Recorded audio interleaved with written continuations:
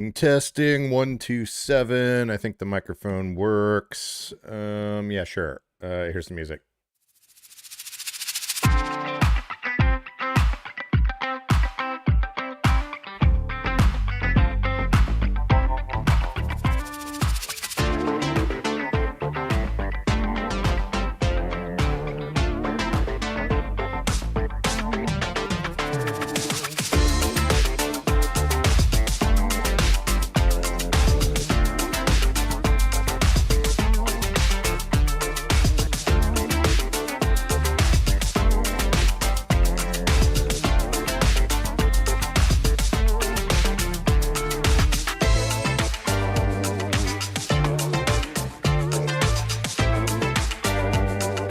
Yeah, this song is kind of a banger.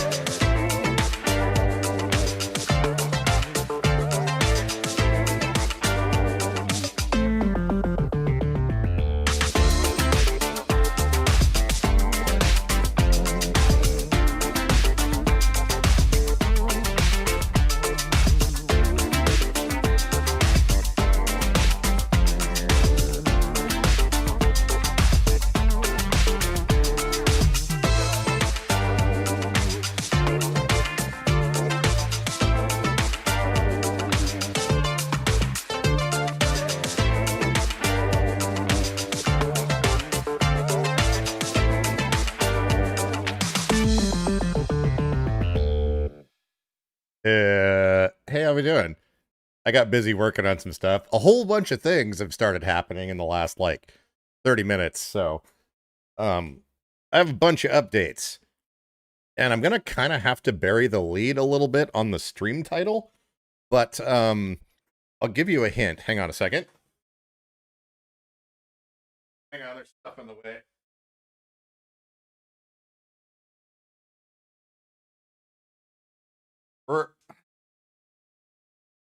We're going to look at this in a little bit again, and also this. And you might be thinking, Dan, we've done this a billion times. What's up? Well, I had, what's that joke when you change your mind? What do you do with the diaper? Anyways, I had a weird brainstorm, and I got an idea. So we're going to check some stuff out. And I have some parts on the way to try some other thingies and stuff. And then also have a bunch of updates on other things. Okay, so first off, actually here, I'm trying to remember all this. How's it going? Welcome to this here stream. Looks like we have assorted people. We have White Raven, Ray, J Baby, Michael, Tim. Oh boy, words. I think I said White Raven, Ken. We've got Old Dutch Master.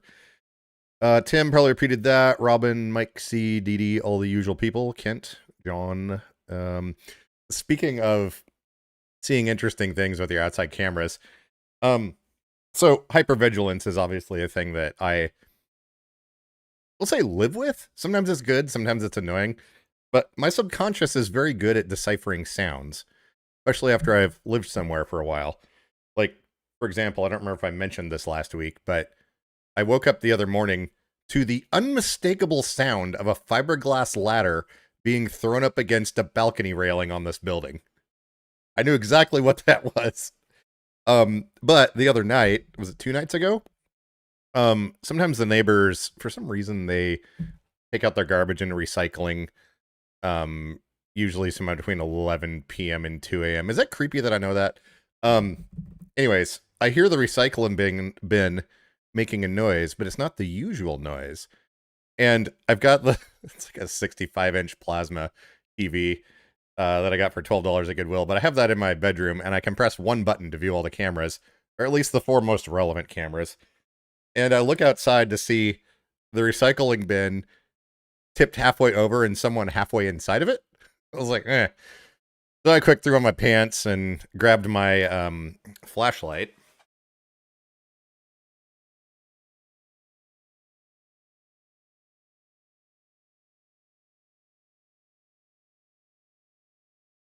AKA the portable nuclear reactor. And this thing's very bright, by the way. And this gets very hot.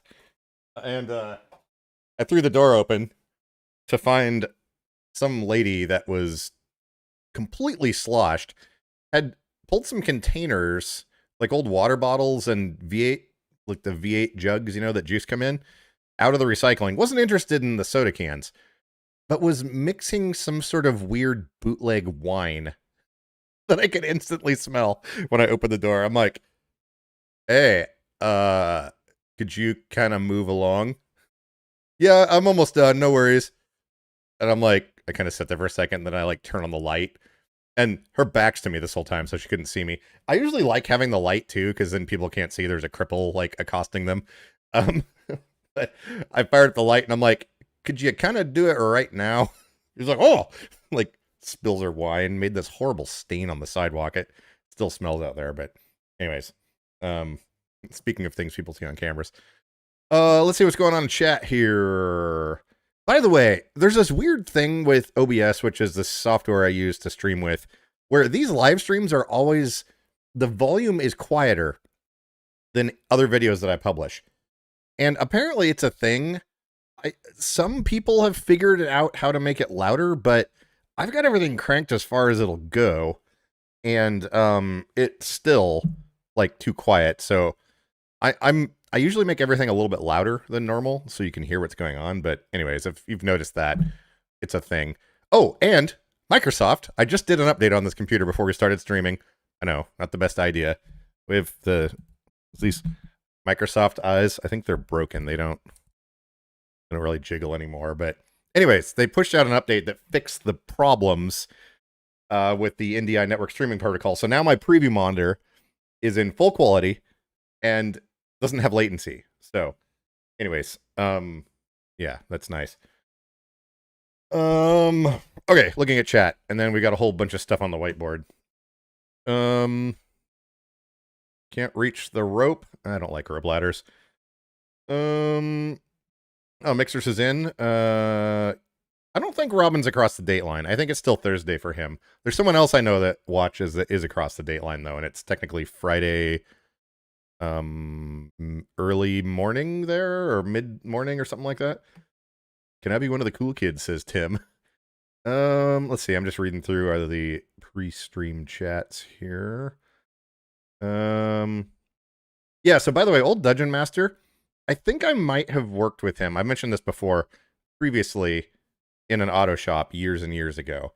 I've been trying to find my old photo album. I think I might have some weird black and white photos that I took of everyone screwing around in the shop, but I haven't been able to find them. But anyway, so apparently I know him IRL, or in real life. I have an open house at the high school tonight. Wanted to pop in and say hi. How's it going, Michael? I'll send pictures. Oh, let me throw that email address in the video description. I keep forgetting things. And I'll also open up that particular email client so I can see if anything comes in. Clicking on thingies. Let's see, how do I internet? So yesterday, I was like, I've been using this humidifier in my bedroom for about a week. Let's see if it needs cleaning. And I stuck my nose down in there and it smelled bad. So I took it all apart and cleaned it, and I was like, oh, this is so annoying trying to like clean this all the time. Then last night I was like, and I didn't use it. Turns out it does actually do something. It may not be the most ideal thing. But yeah, so I didn't get a whole lot of sleep last night or something, but anyways, interesting note, it did in fact apparently do something now that it's gone. Hey Donnie, how's it going? Phone, why don't you connect yourself to my smart clock? Don't you love it when Bluetooth audio comes out of the wrong places? My life is all about sounds and hypervigilance. Yeah. Let's open Chrome here. Let me see if I can generate an Amazon link for that light. Broby tools are interesting. If you buy just the bare tool, sometimes you can get them for ridiculously cheap on Amazon. What's that? Oh, I do have an older version of this. I think it's in here. That has a 55-watt HID arc lamp in it. That thing was bright, but it takes a good 20 seconds to warm up. This is the PCL 661. One. You ready for the Permobile RAR? So as you can see, the prices are kind of all over the place on these things. None of those are retail package. This one's just $60 for just the light. But if you search around, sometimes you can find deals on these things. 3,000 lumens seems about right. Oh yeah, and this is a spot beam as well. It casts a shaft of light through the darkness. Let me generate you an Amazon associate link here. But yeah, honestly, this is probably the best price for it. I think I bought this one inside a big orange box store, and I can't remember if I got it with a battery or not, but I feel like I paid closer to $100 for it. So anyways, here is this, and yeah. Of course, it's an Amazon associate link. It doesn't cost you anything extra, but I make a small percentage on the transaction. Robust. Yes, robust. Okay, still reading through chat here. Oh, happy belated birthday, Jessica. Yes, happy birthday, Jessica. My flashlight has a noisemaker attached. That's what we call a particle accelerator or something like that. We have to be careful with the YouTube chat. By the way, that last video I posted tearing down the motors, I showed the actually, God, I don't want to do it again because hang on here. See if I can do this.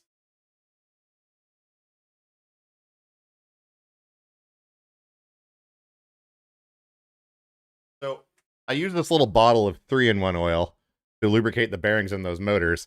I don't know if you can see kind of what's in my hand here in the background. I showed that on screen. Oh boy, that tripped the bot detection for like all kinds of stuff. It took 6 hours for that video to get cleared because of what YouTube thought they saw with their AI vision. Anyways.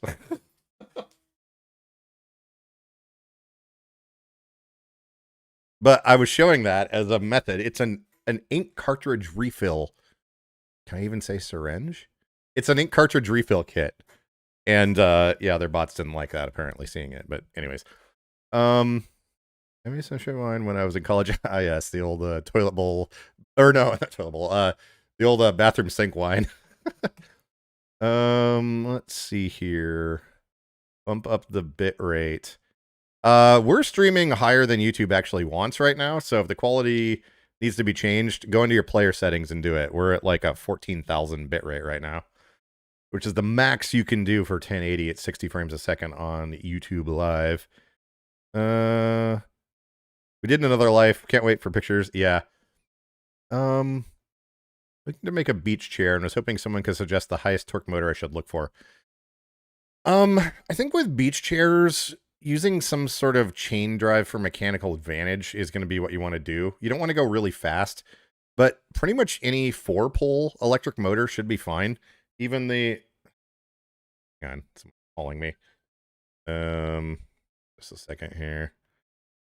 Hang on. Doing the live stream right now. What's up? Question mark. But yeah, I think using some sort of chain drive will get you the mechanical advantage you need to make things work a little bit better. But yeah, pretty much any 4-pole setup should be fine. And then yeah, use chains, I think. Yeah. My joints have never felt better. The 3-in-1 in my veins. But a tablespoon of peroxide stopped the humidifier from getting crusty. So I used water that went through my reverse osmosis filter, which has nothing in it. But I think just the fact that the tray of water is sitting in there. You have the hot boiling thing on one end, but then the tray goes to the other side. I think some of that heat goes through, and there's just enough of that heat for like stuff to start growing in it, even in less than a week. But yeah, I may switch over to an ultrasonic mist style humidifier. You can get those without filters that won't grow and become nasty, but I'll probably build my own that's easy clean. I was looking at this one to see if I could put a petcock on the side of it to drain out the water every night, but the way it's designed, that wouldn't work very well. So I don't know. I'll figure out something. Set that thing to stun. Safety first. Let's see here. My M3 is quieter. Got it serviced the day before yesterday. Nice. Let's see. Okay, I think I'm mostly caught up here. Did you do a video on the ARNet OEM programming? Says Crazy Wolfman. Also, welcome in. I don't think I've done that I can remember. I don't think I've done a specific video on how to program ARNet shares. I've done it a lot in different videos, but I don't think I have a dedicated one on it. I do have some guides, like basic guides on the website, though, which is linked in the video description. And I also have instructions for the OEM workaround and stuff in here. Yeah, here, I'll just give you a link to this. Oh, come on, paste. There we go. Yeah, if you go into ARNet and Permobile, see, what do I even have in here? We got getting OEM access. Oh, I forgot I had the cruise control one in here. I probably should go through that and make sure it's properly up to date. Oh, we've got disabling speed inhibitors. See, now that Power Platform's here, none of this applies to the newer chairs, but I need to go through and... Oh, this guy is not compatible with Power Platform. Apparently my subconscious already fixed that for me. Excellent. Yeah, then we have some things here. I know there's warnings. Please read them, especially if you're trying to do the headlight wiring. I know there's a lot of warnings, but it is all very important. But as far as the OEM access, there is a workaround here. Follow the steps. Use this software. I get a lot of people saying, oh, this doesn't work. I'm like, all right, well, what version of software are you using? Oh, well, I already had such and such or this. You got to use this.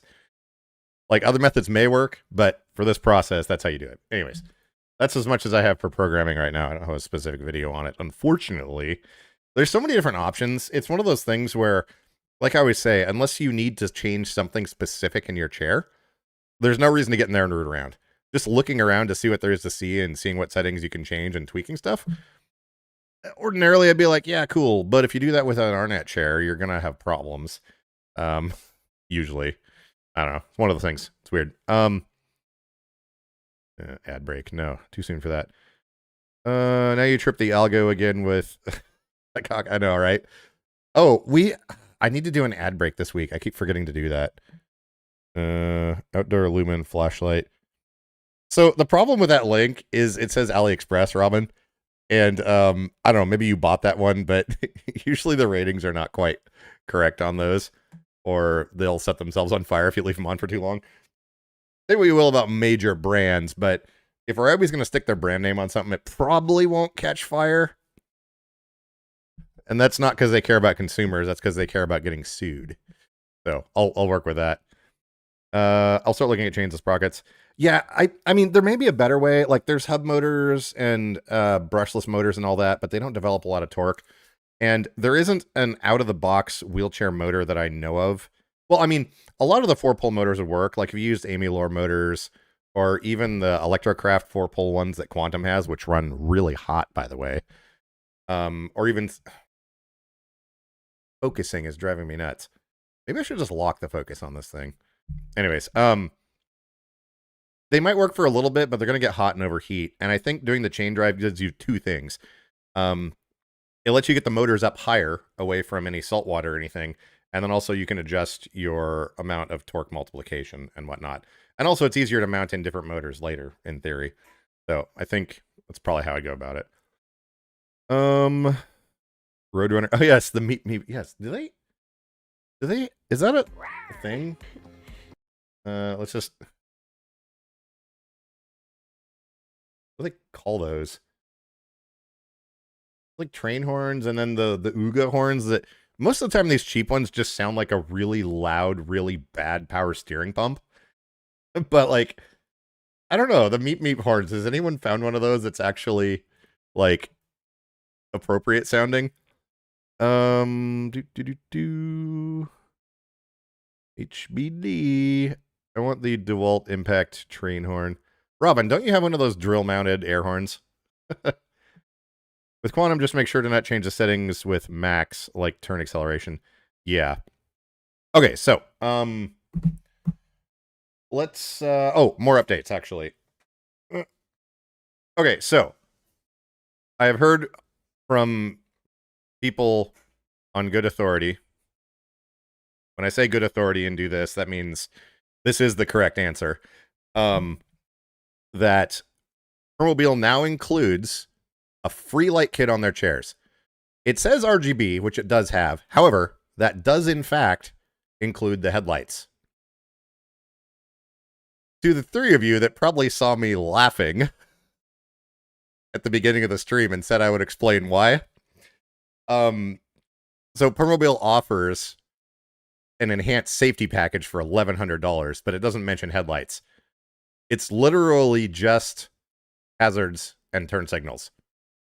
That's all it does, is basically unlock that for $1,100. Most people don't need that. But apparently, as I hear it... Oh, wait. Yes? Did I ask a question? I don't know. Anyways. Apparently the reason the enhanced safety kit exists, in my opinion, is...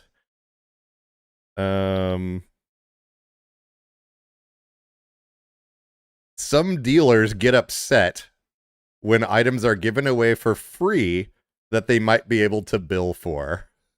The emotion. Oh, sorry, that was a weird sounding cough.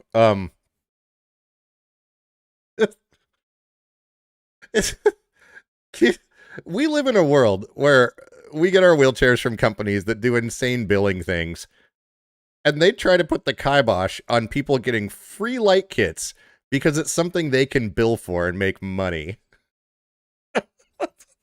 I'm sorry.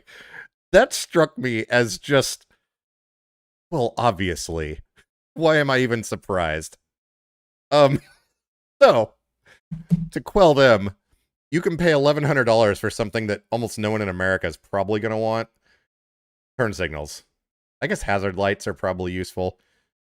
But I'm sorry, that's just so typical of DMEs. So you can upcharge something and they can make their cut on it. But anyways, yes. The Hrmmmobile chairs now all come with ones that come with Power Platform come with free headlights. That's huge. And it's not like Quantum's little fender LEDs that they throw on there that you can barely see. It's like an actual proper light kit. So, good job, Hrmmmobile. I like it. Oh man. Okay, let's see here. Again, not all DMEs are bad. Not all ones of certain brands are bad. There's just a lot of trends a lot of people see. And when you mention certain names, a lot of people's... Do I have the GIF? A lot of people's eyeballs roll around and pop out of their head and across the room on the floor. But yeah, it's... Okay, so it's like it was before. Same with the USB cell phone charger. It is not automatically included. You have to put it on the order form. So when you're ordering a chair, you have to tell them to put that line item on there, but there's no charge for it. It's just the RGB lights. It's a little bit vague the way it's on there, but the RGB lighting kit does include headlights. So, anyways, hang on. Did I miss something here in chat? Let's see. Would you address getting brushes from Amazon? I mean, I don't know, maybe. They're a pretty cheap generic material, but there's a lot of like independent motor shops all over the country. Or if you have one near where you're at, I'd probably just go in there and say, hey, I need some of these. But Monster Scooter Parts does have a pretty good selection of different brushes for different things. But I always say I don't know how they could screw it up, but then Harbor Freight managed to screw up jack stands and fuses. So I don't know. Let's see here. Looking through chat. It's changed a bunch, I think. Yeah, we complain of paying out of pocket for our safety. Yeah, so it was like $860 for a while, I think was in 2021 when I got this chair, was the new lower price for the light kit. Or if you got 4 power functions, you could get the light kit for free. That's how I got them on my chair, which I only paid $1,500 for the seat lift. And previously the lights were like $1,200, so sorry, only paid $1,500. You can usually negotiate on the price of the seat lift on chairs, but yeah, anyways. The lights on my Bounder have melted the couch and started smoking. Yeah, the lights that Bounder has are legit. They are very high output and do generate some heat. The flashlight is super bright. I could probably get welding glasses. Yeah. So I actually use really bright lights. Like that was one of the main reasons I bought this originally, was for when I was welding. So I could turn this thing on and see what I'm working on through the hood before I strike up an arc. So before that, I was using the old school halogen lights. Hey mate, have any thoughts on the TDXP2 Lynx best dedicated off-road chair you have come across? Okay, so nothing Invacare is good off-road. I'm sure that's 2 questions, but TDX SP2. So the Lynx electronics are nice. The programmers are out there, or the access key as they call them. They're out there used, and from other places you can buy them, and they're not nearly as expensive as other ones. But TDX SP2. So those, I believe, have the Invacare Durawatt motors, which, hang on, did I get the photos for those on the website? I put something else on the website recently. I don't think I got the photos for those yet. We tore them down on a stream a while back. The Durawatt motors are kind of a single-use disposable, or single-use consumable thing. If you have insurance, though, that's fine, but you may go through a few sets of motors, and sometimes they make noise and whatnot. Oh, I put the QLogic 3 gimbal on here. So we do have pictures for this on here now. I went through and took photos of all that. This is a very skookum joystick gimbal, by the way. I'm probably one of the better ones I've seen that exists in any wheelchair, and of course Quantum wound up picking it. But I don't know. Invacare, I think they fall, for the SP2 specifically, they fall somewhere above Quickie and Quantum for reliability, I think. Yeah, Mike says, yeah, I think that was 2 separate questions. But Mike says SP2 is definitely not an outdoor chair. I think the SP2 is just kind of an chair. It doesn't have any major issues other than maybe going through motors, but I think it works. It's fairly easy to program. But yeah. Best dedicated off-road chairs is going to be probably the Magic Mobility V6. That's a good all-around chair. You can still go indoors and stuff. I don't know. I've got one of those and I still like it. A few people I know that have them. It's the best all around. There isn't a whole lot that's going to get you through light, fluffy sand other than like a 4-wheel drive chair, which Magic Mobility also sells. But those chairs, you're not going to get them inside a bathroom at a restaurant, for example. But I don't know. I like the V6 chairs as far as off-road goes. Let's see here. Twitchy fingers. Only 1,500. I did make payments on that, of course, but in comparison to the price of the light kit, and also normally I think they want $2,800 for the seat lift. Most everyone I've spoken to that is paying for the seat lift out of pocket on a Firmobile has been able to negotiate it to at least half. So that's why I say only. Watching a NASCAR race on the stream at the same time. Ew, fun. Wait, what happened here? I haven't been with y'all for a while, but I had a bit of drama. Mole House on the 12th March. Oh, geez. Yeah, house fires are definitely a thing, Tiny.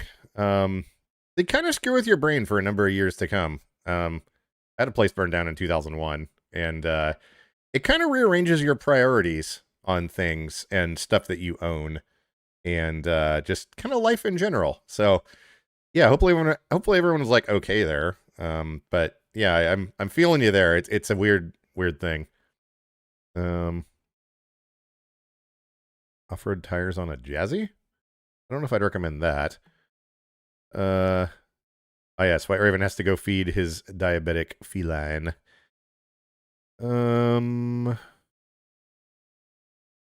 Automotive store, I think it's 12 volts. Yeah, see, I actually want to hear that, though, Old Dungeon Master, and see what it sounds like. They claim there's a lot of things, like those Luga-style horns, but like I said, they sound like an old water pump or power steering pump that's going bad, you know? I need to test a few. Remember the TDX is a chair which liked to eat motors. Actually, come to think of it, Invacare has had issues with motors for a while. I had a TDX SI2 was my first power chair. And yeah, I went through motors quite a bit as well. My F3 motors are still quiet after 5 years. Nice. I was out when it started by the dishwasher. Okay. Let's see. GG seems to like the new diabetic food. All right. Perfect. All right. So yes, we do get headlights with Permobil now for free, which is awesome. Whoop. Unintended acceleration. I'm still getting used to the boost in power that this chair has. Hang on.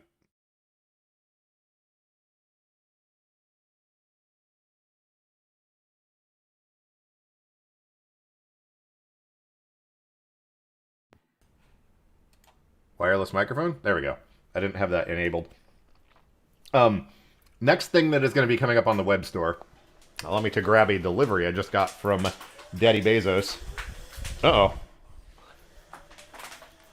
Hang on. We got to run some root patches on this thing real quick. Open Core Legacy Patcher. We're going to reboot it, then we'll get our train in Norway video going, or live stream going here again. Hopefully this doesn't break everything. Yes.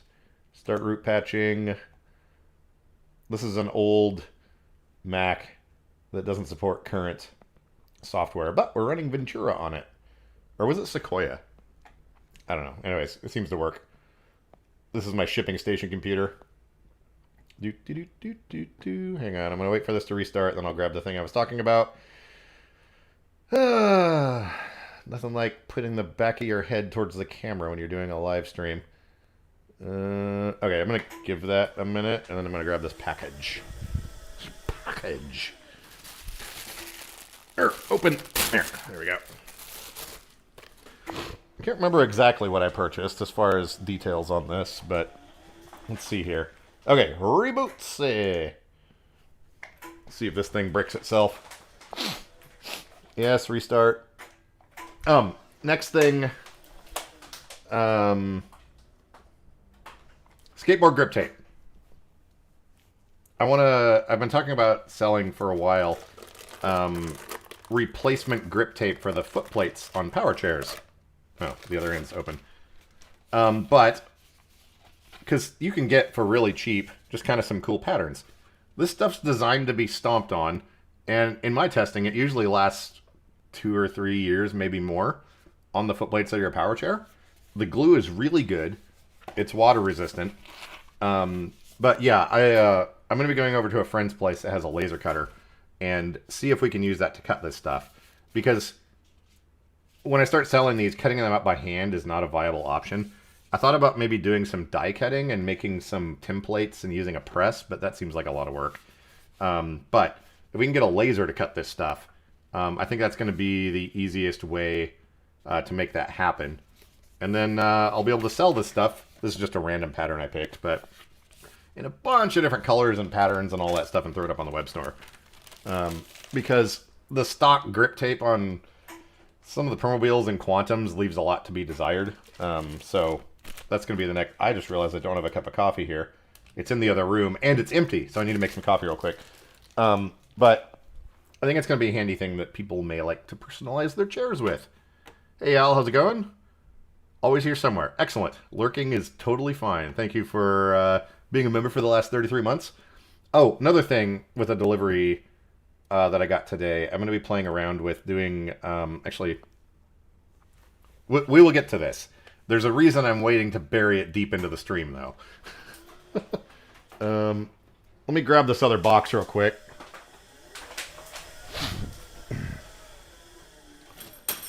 Wait, which microphone am I on? Am I still on the wireless? See this giant box? I may have ordered a new antenna for the mesh communication, and it came in this box. It's already installed. But trying to one-hand this. Okay, I don't think there's addresses on this. But I've been toying around with the idea of maybe I need to have some swag for sale or something. So I'm going to start off easy. I've got that heat press and the die-sub printer, which I already bought. We tried some goofy keychains for a while, like the fish fillet ones. But I ordered a bunch of samples here of various things. I'm thinking little fridge magnets or something like that. And then I also want to do...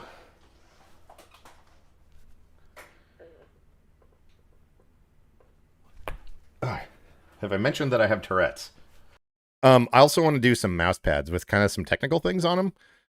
Like maybe the different common sizes of wheelchair batteries with their measurements. I thought about maybe error codes, but I think that's too much to fit on a mouse pad maybe. But yeah, so anyways, I just bought some random stuff to check out and see how the die-sub printing works on that. Oh, and also like little like token things. I was thinking of maybe changing up, because so I'm on Patreon, right? And then I have the channel memberships and all that. I'm really bad. Like, I've never promised necessarily to do any extra videos or anything, but I feel like, and when I do the videos, they only get maybe like 30 views. But I feel like as the channel grows, I should probably offer more perks for membership or whatever. So I was thinking I could do at different levels, depending on where you join, like some little like tokeny type things that you can collect or something. I don't know. I'm just screwing around with stuff. I realized I bought all this printing equipment and I haven't really been using it. So anyways, also screen protectors are still on the list. Insert excuse here for that. Let's see. GG's on insulin. Oh wait, hang on. Smoke. I paid $700 for the seat lift on an NHS chair, says Al. Oh, okay, gotcha. What brand of chair was that, Al? I'm curious.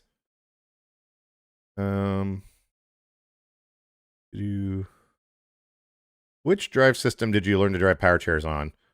I learned on a rear-wheel drive chair. First chair. Oh yeah, here, let's do a poll, actually. The way I do this, they keep changing things. Start a poll. What was your first chair? Rear-wheel drive. Mid. Wheel drive. Oops. Drive.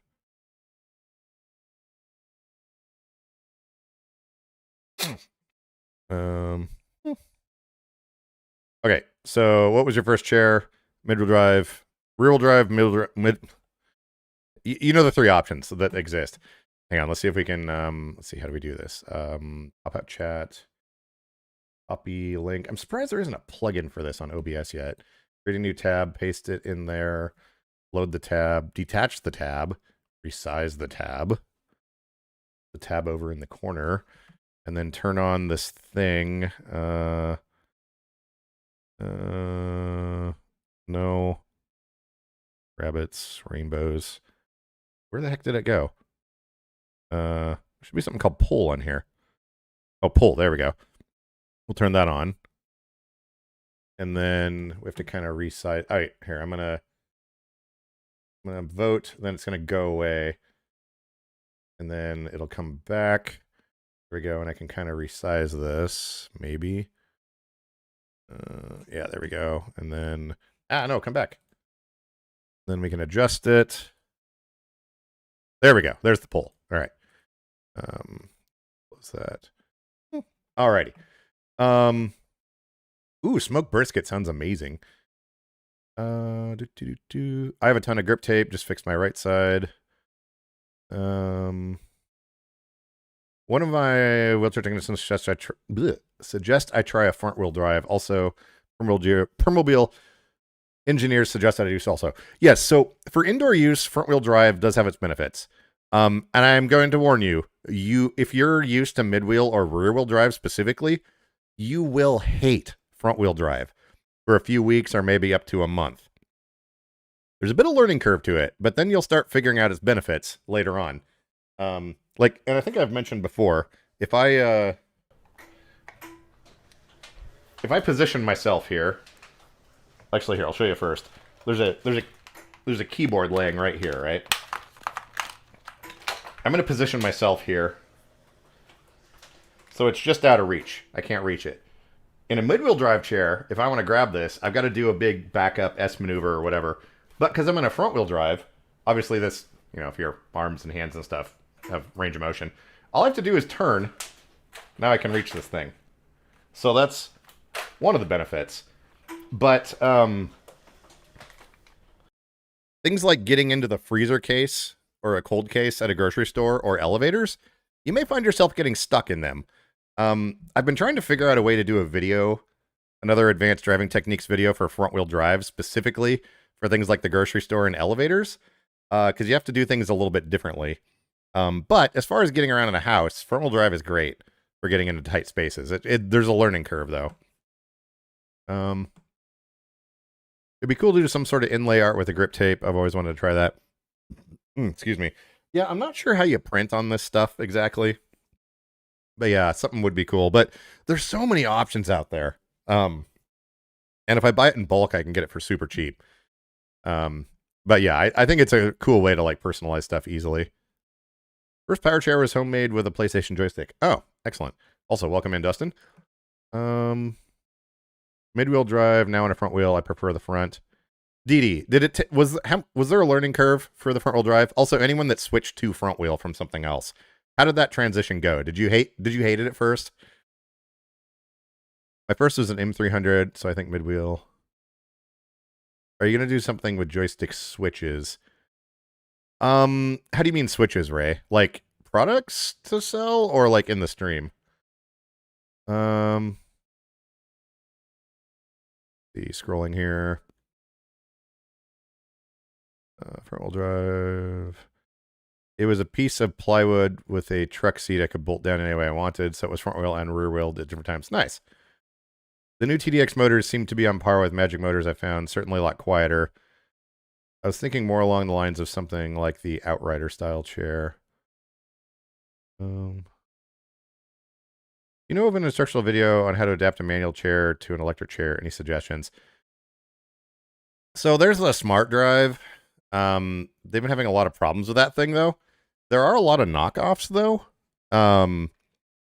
And let's see, some of them have joysticks available as well. Let's see, how do I search for this? So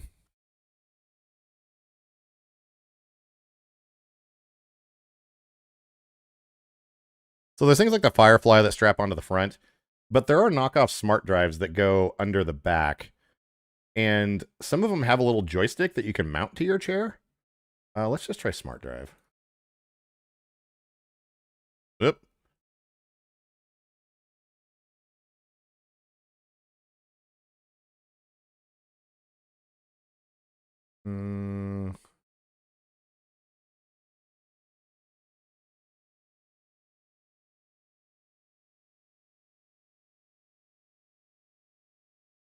Yeah, I have seen them. I don't know what keywords to look up right now, but they do exist. I don't know if I've seen them on Amazon, though. Or you could do a roll your own and get like a electric skateboard.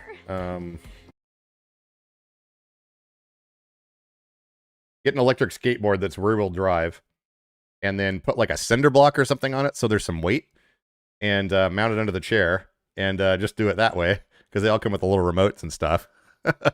That's probably not ideal for the money, but yeah. Oh, the place was insured, says Tiny. All right, cool. Still a whole thing. EDX used to be on the noisy side. Yeah, the new Durawatt motors are quieter. I would not recommend changing the tire size on an Invacare chair that has Durawatt motors, though. They're already running the bearings at their limits for force right now, as they are in the stock form. It was a learning curve, but it's well worth it. I live in a small apartment. Okay. My only frustrations with front wheel, they seem to be rear wheel wired up backwards. A lot of times I don't understand why. Light shades are the greatest, says Ken. I would get a totally normal sticker. Excellent. Oh, here we've got. I was trying to open this box. Oh, here we go. Oh, it's two different kinds. So we have. Wait, are these magnets? No, so these are just like MDF pieces of wood, and then.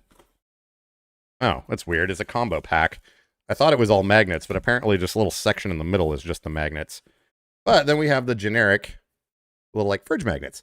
I figured these would be real easy to do, and I could sell them for pretty cheap. And, for people that don't want to give Google 30% of everything, if they become a member or donate or whatever, it gives you a way to support the channel and have some swag. I'm going to play around with that. And then also getting stacks of things here.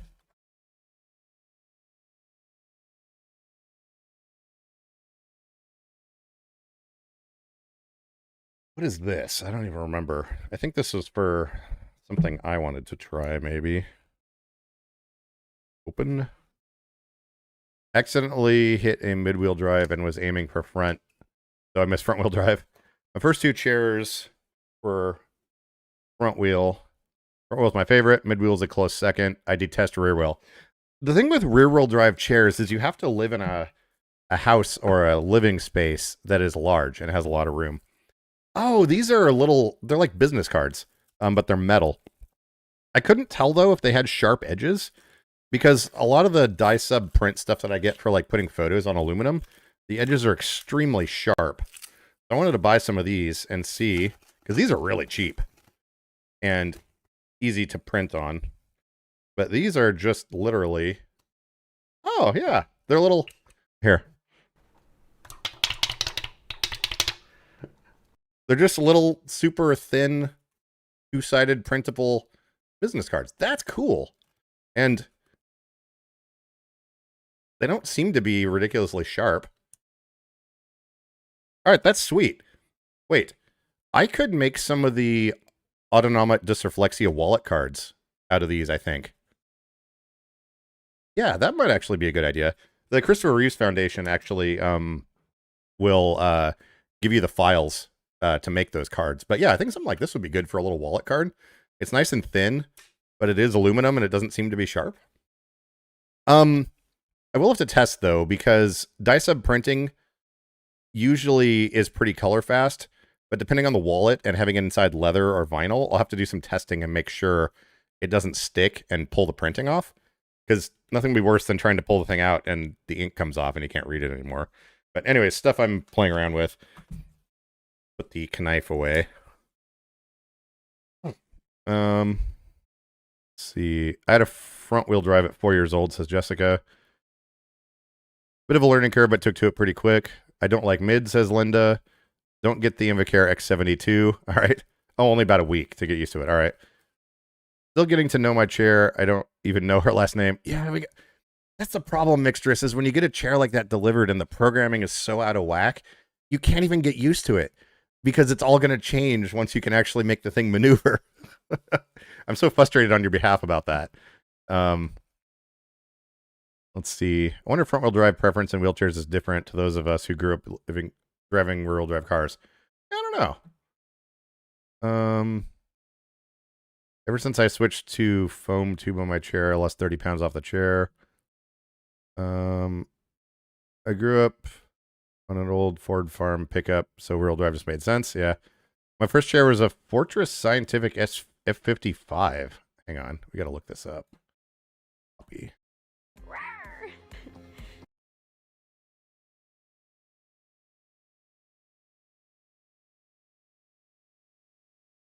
Oh, that's just batteries.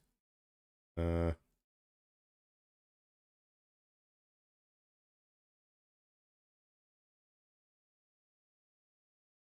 may not have photos of that, actually. That might be some... Yeah. Google doesn't work anymore. You need to come up with a logo. Yeah, that's the thing. I'm so bad with graphic design stuff, but there's someone who may or may not be listening right now that may help me out with that. He's pretty good with that stuff. But yeah, that definitely need to come up with some sort of logo. I want the F5VS to be the right position. What happened to Trevor, the old electric scooter under the front foot plate? Not sure if I remember that one, Dungeon Master. I was on a Greenway run last Sunday with a friend. We did 8.5 miles. We met a little kiddo who just got his first power chair. Oh yeah, the koalas. Those promobil koalas are really cool chairs. The pediatric chairs are so neat. And they have like built-in height adjustment and all that stuff. So this is like an older version of one, but yeah, here we go. Something like this, where the seat, can go out to the floor or lift up or whatever. But yeah, those things are so super neat. Went out of business in the 90s. Yeah, I wasn't sure if I'd be able to find a photo of them or not. Just catching up here. Got a Magic X8. It's a beast, and in comparison to a small rear wheel, it's been a learning curve. Yeah. I think the turning circle on those things is like 25 feet. So, yeah, getting indoors is a little bit of a trick. My neck is frozen, so mid-wheel drive allows me to spin left or right so you can see what's going on. Ah, that makes sense, Timster. Yeah, for sure. Advantage. Yeah, high-speed maneuvering. Rear-wheel drive chairs at speed or for distance traveling are definitely the way to go. You don't have the issues, with needing a gyro or tracking straight or anything like that. Yeah, that for sure on that. I thought you were talking about the racers have the switches. Oh, I got you, Ray. I think mine. Yeah, so the toggle switch on my chair is kind of cleaned up. What Ray was talking about is the toggles on the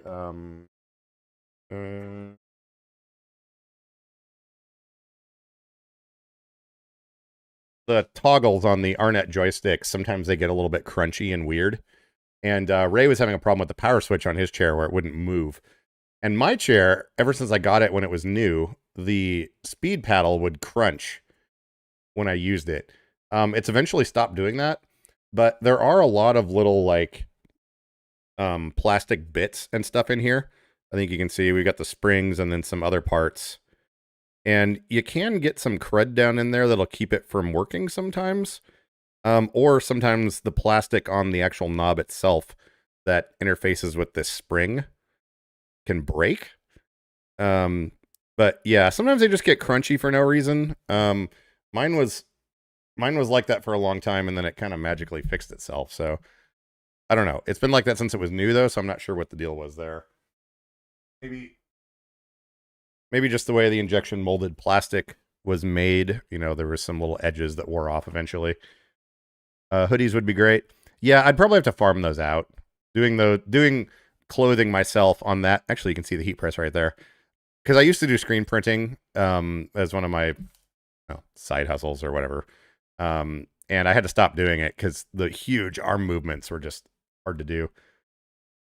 Does mid-wheel drive feel weird going over uneven pavements? Drive wheels are right under the seat. How does it feel? So JDH, it depends on the brand of the chair and what kind of suspension it has. Usually with mid-wheel, though, you're going to be making a lot of little adjustments with your hand on the joystick as you run around. That's pretty necessary, especially on slopes and uneven surfaces and all that. You kind of get used to it after a while, but...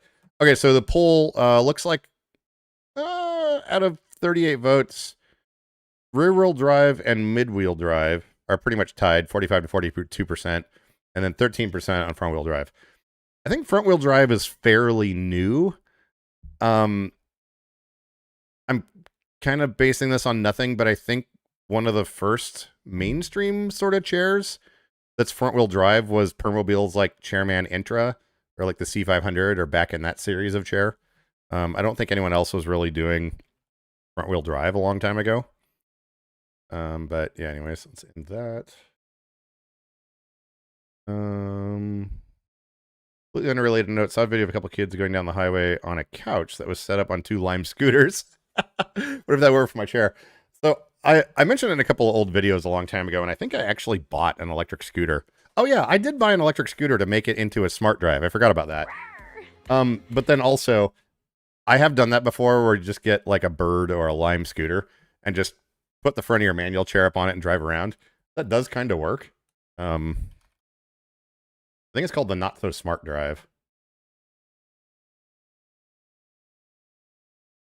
Here I am thinking YouTube search is going to work. Hey, first result. Before I started using Farmer's Dog. Oh my god, I don't care about your dog insurance. Go away. No thanks. I wonder if this is variable speed. So I got one of these things at Goodwill and chopped it up. And the second, and also allow it to pivot. We used here, I'll give you a link to this. We used some gate hinges to mount it to the bottom of my manual chair. Which is necessary for this whole. Look at that. If that ain't redneck, I don't know what is. To work. Right now, though, turns out this is one that you had to kick to start, and it was only single speed, and it was kind of loud. Let's see. I think, yeah, I do test it here.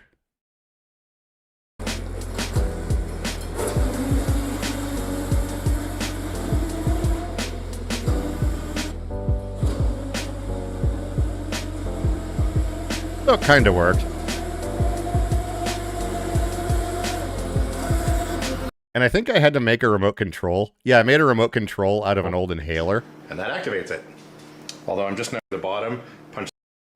I put 2 buttons through the end of an inhaler and used that as the remote. And I apparently cured the hot glue in the freezer. So it will cure. Anyways. Randomness. Let's see. The P200 was cool because it go from manual to power and it folded. Yeah. Plate. Trying to keep up here. I had the Permobil you featured in the Popstar Pink. It drove like crap. Sure, I like the least out of the 4 I've ever had. What helped me learn different drive was all the equipment I got to drive, like forklifts. Oh yeah, and pallet jacks, walker stackers, all that stuff. Yep, that makes sense. That thing looks outrageous. The international wheelchair logo with a personalized head. Yeah, I don't know. We'll come up with some sort of artwork. I don't know if I want my face on it though. I mean, I don't know how to what. It looked cool as hell though. My friend said it looked like it was meant to be on the moon. Me and a friend were in a restaurant a few weeks ago, and some guy like came up behind my chair and he was like, "Oh man, that thing looks like it was built by Tony Stark or something." And I'm like, I don't know about all that, but I guess the back of Permobil chairs with 3G seating do look pretty technical, maybe? I don't know. I don't remember the name of the chair, but it was the one that the seating can be flipped around for each front and rear wheel. Huh. The equipment is fun to play on and fix sometimes. Yep. Let's see. I think it was in Europe. Yeah, so when I went to the Power Soccer World Cup in 2016 or 2018 or whenever that was, there's a lot of cool chairs in other countries. I think the FDA regulations and a lot of the stuff here and insurance companies and all that kind of stifle like any sort of innovation. But yeah, there was 12 other countries there, and there was a lot of really cool chairs I'd never seen before. Yeah, I couldn't turn on my chair for 4 hours. I was stuck in the middle of the room. Yeah. Oh, that was it, Ray. One of the things on the board was we're going to search here and see if we can find those old magnet sticks that you used to use to open wheelchair vans. Because in your situation, if you happen to have one of those, you could do the magnet trick, you know, to get it to turn on. I don't know how often there are failures prone, though, that would be necessary, but I want to see if those are something that's still available. The earliest midwheel I have aware of was the Permobil Hexor. Just got out of PT. Uh-oh. Hopefully you're feeling better, Russell. Sometimes you feel better, sometimes you feel a lot worse after PT. All right, see you later, Dee Dee. Hopefully those spasms go away. Tell him to knock it off. Real drive chairs came from Europe in the 80s and 90s. Europe always had the best ones. Yep. When your $2,000 Temu part doesn't fit. Wait, what are you working on, Russell? Friend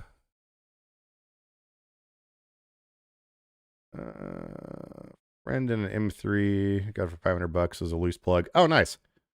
Yeah, sometimes you can get cheap chairs that are broken that are very easy to fix. If you search for DIY electric bike, you'll get some interesting results. Oh, I bet.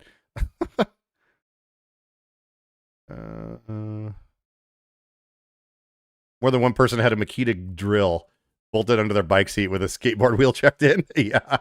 Oh, man. Best new of the products from Not a Wheelchair. Hoping Dan does review one of their chair offerings. Yeah, I haven't been out to visit my friends in Utah for...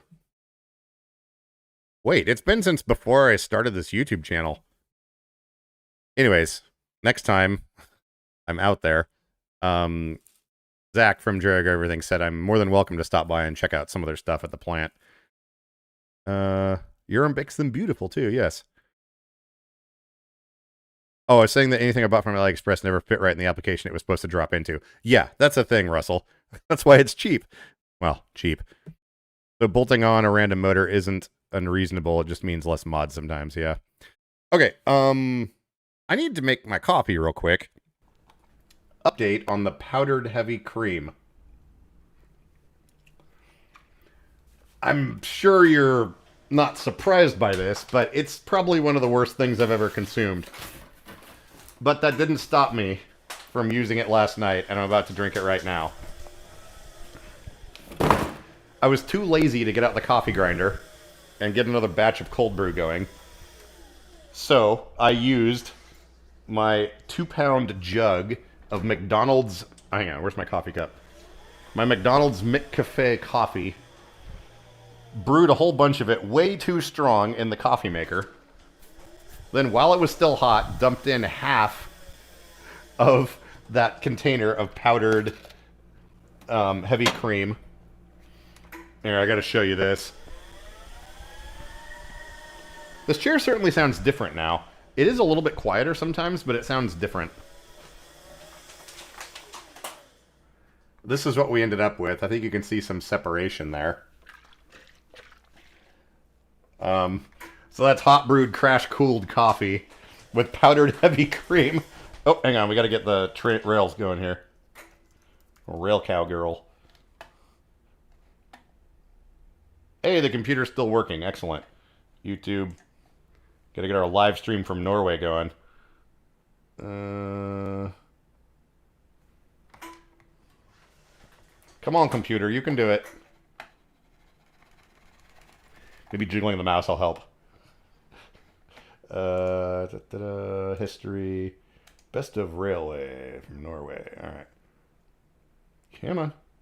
You can do it! Play. Full screen. Alright. Anyways, I'm going to dump some of this in a cup. And put some real heavy cream in it also. Including some ice.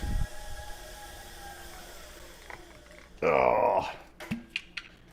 Oh, gross. This is what I would define as and coffee. Mixed with potentially horrible things. Okay, I'll gussy it up with some of this. We gotta put in some ice. And some filtered water. What is that noise? Oh, it's my anti-tipper rubbing on the fridge. Simpure reverse osmosis.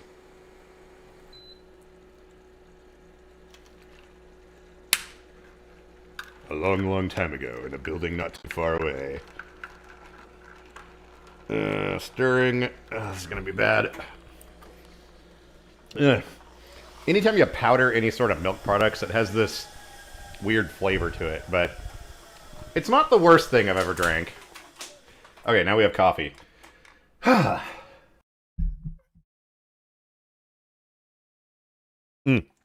Magnets, yes. So these are for dye sub printing, which is very specific.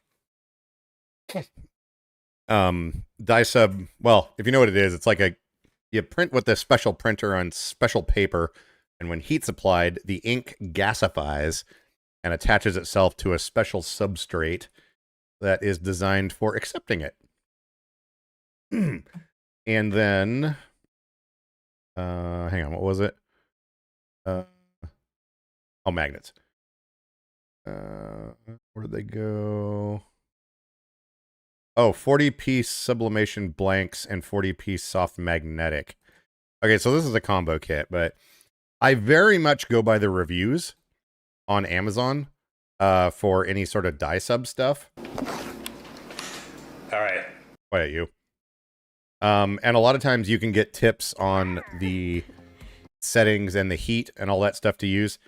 But yeah, anyways, here is an Amazon associate link for those. $22. I didn't pay that much. Apparently when you sign in, the price changes sometimes. Here, I gotta press the button.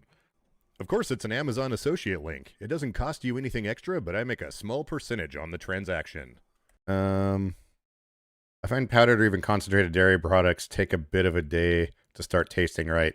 I did mix it up last night, and honestly, it does taste better now than it did.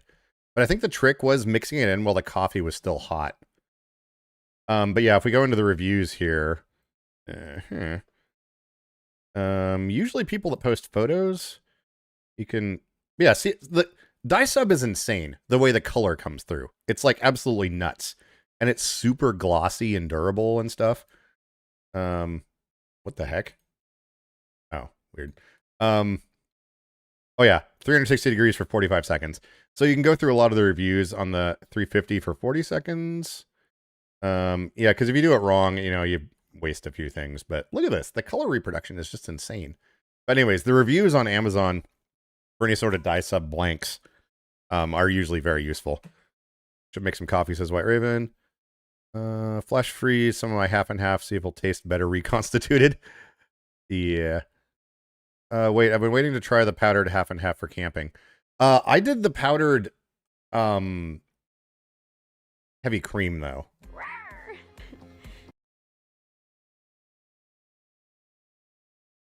You have to mix it into hot stuff though. If you mix it in cold, this is what I bought right here. 1 pound of it. If you mix it in cold, it does not work. Yeah, anyways, there's Hoosier Hill Farm heavy cream, whatever, something, that stuff. Permobiles are good looking, but some of the Europe chairs we can't get here. Yeah. I need some coffee. Oh, by the way, I was using that little tiny French press the other day. If I'd simply opened the cabinet right above me, I have my actual giant French press. I was using that little tiny one for no reason. I apologize if I'm missing your message. I'm still getting caught up here. Not fond. Yeah, not fond of the direction Permobil chose to take with the plastics, which reminds me. Remind me in 2 hours to add the zip ties to my chair. When I was putting it back together, I forgot to put the stabilizing zip ties on one side. Just type rail or Norway. Yep. My first power chair was mid-wheel, says Yanni Doyle. Also, welcome in. New coffee maker the wife bought has a strong lever on the front, which actually works. Yeah, it slows down the rate of the water. So I filled a basket basically completely full of grounds, and then I turned the thing on, let some water get in there, and then I shut the whole thing off for like 10 minutes and let it soak in. But I put so much coffee in there that if you try to run it at full speed, it overflows.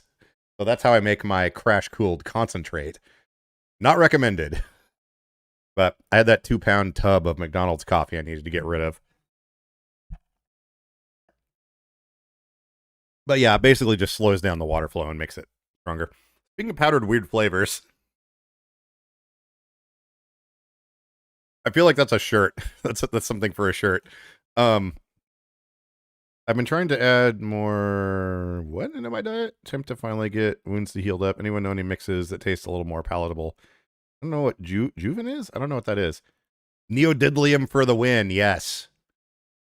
No, it's not neodymium. It's neodymium. I'm on a mission to get the entire West Coast, or anyone that can hear my voice, to forget how to pronounce it properly. It's neodymium.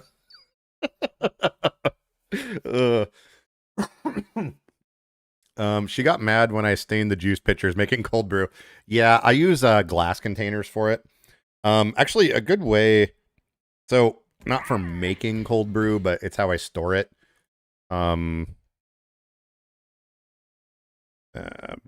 Maker. Actually, no, I lied. Tea infuser.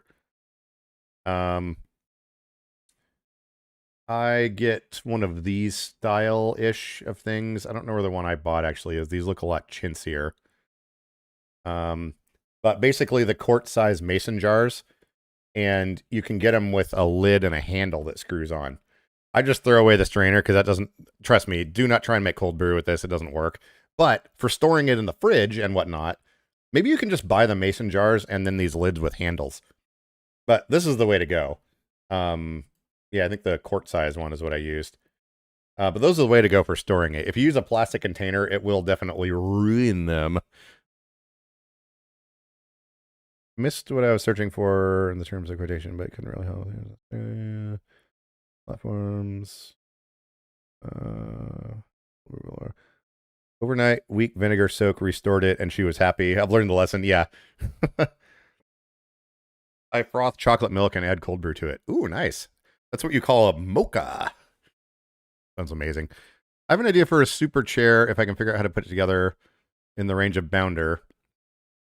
Seating of an F3 and the off-road capability of the V6. So, Samuel, one of my things that I've always wanted to do, and I won't be able to do until I live somewhere where I have a shop in the same space and everything, is to put permobil seating on an Amy Lore power base.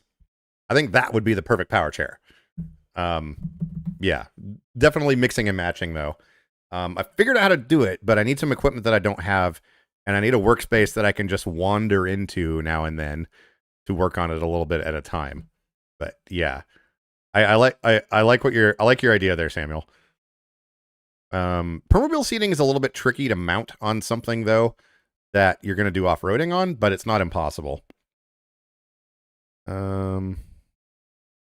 Protein supplement. Gotcha. Also, hello, U812. A biped's crisis is our totally normal. Rare earth magnets. Yeah, neodymium. I always just say neodymium. I like it. So I think Ave coined that phrase on YouTube. If I was going hard car, I'd just do Everclear extraction, then infuse it right into the butter. Oh, man. I still want a chair with A-arm suspension on all four corners. Yeah, trophy truck style. Telling you. Glass for me, no bueno. That is a valid point. I'm surprised that thing hasn't broken. I've knocked that thing over. Most of the time, I knock it into the sink. But yeah, glass is... Sistema.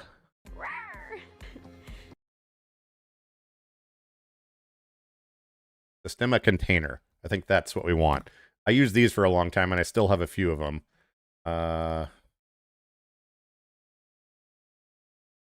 Pitcher? I don't know how to spell pitcher. Is there T in it? Is that the one?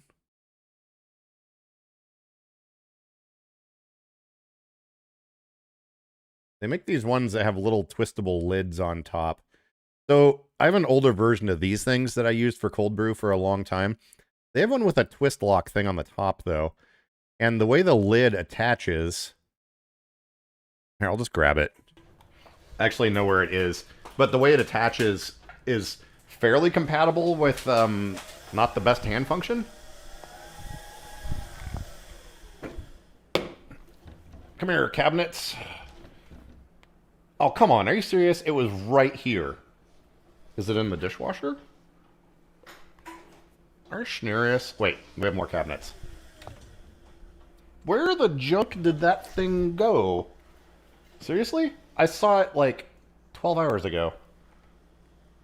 Oh, there it is. I put it way up high. Hang on, I gotta get the grabber stick. Oh, by the way, my friend Enoch has me converted now.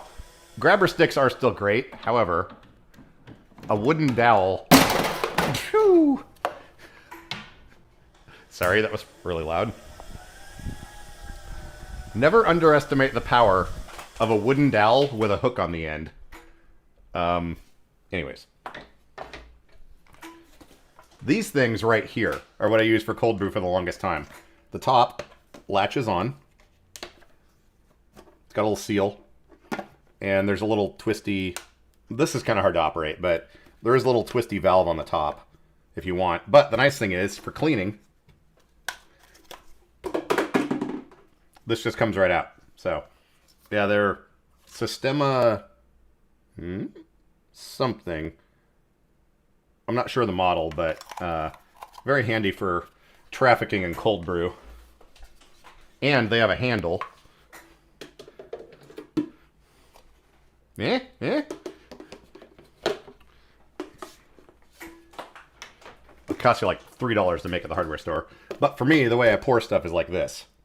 So, anyways. My favorite thing. I don't know if it's still for sale or not, but anyways. Don't worry, okay, next up we're gonna do the quantum stuff. Oh, my computer went to sleep. Taste recovered. Who's texting me? Definitely going to need your expertise when you're done. Okay, question mark, now I'm intrigued.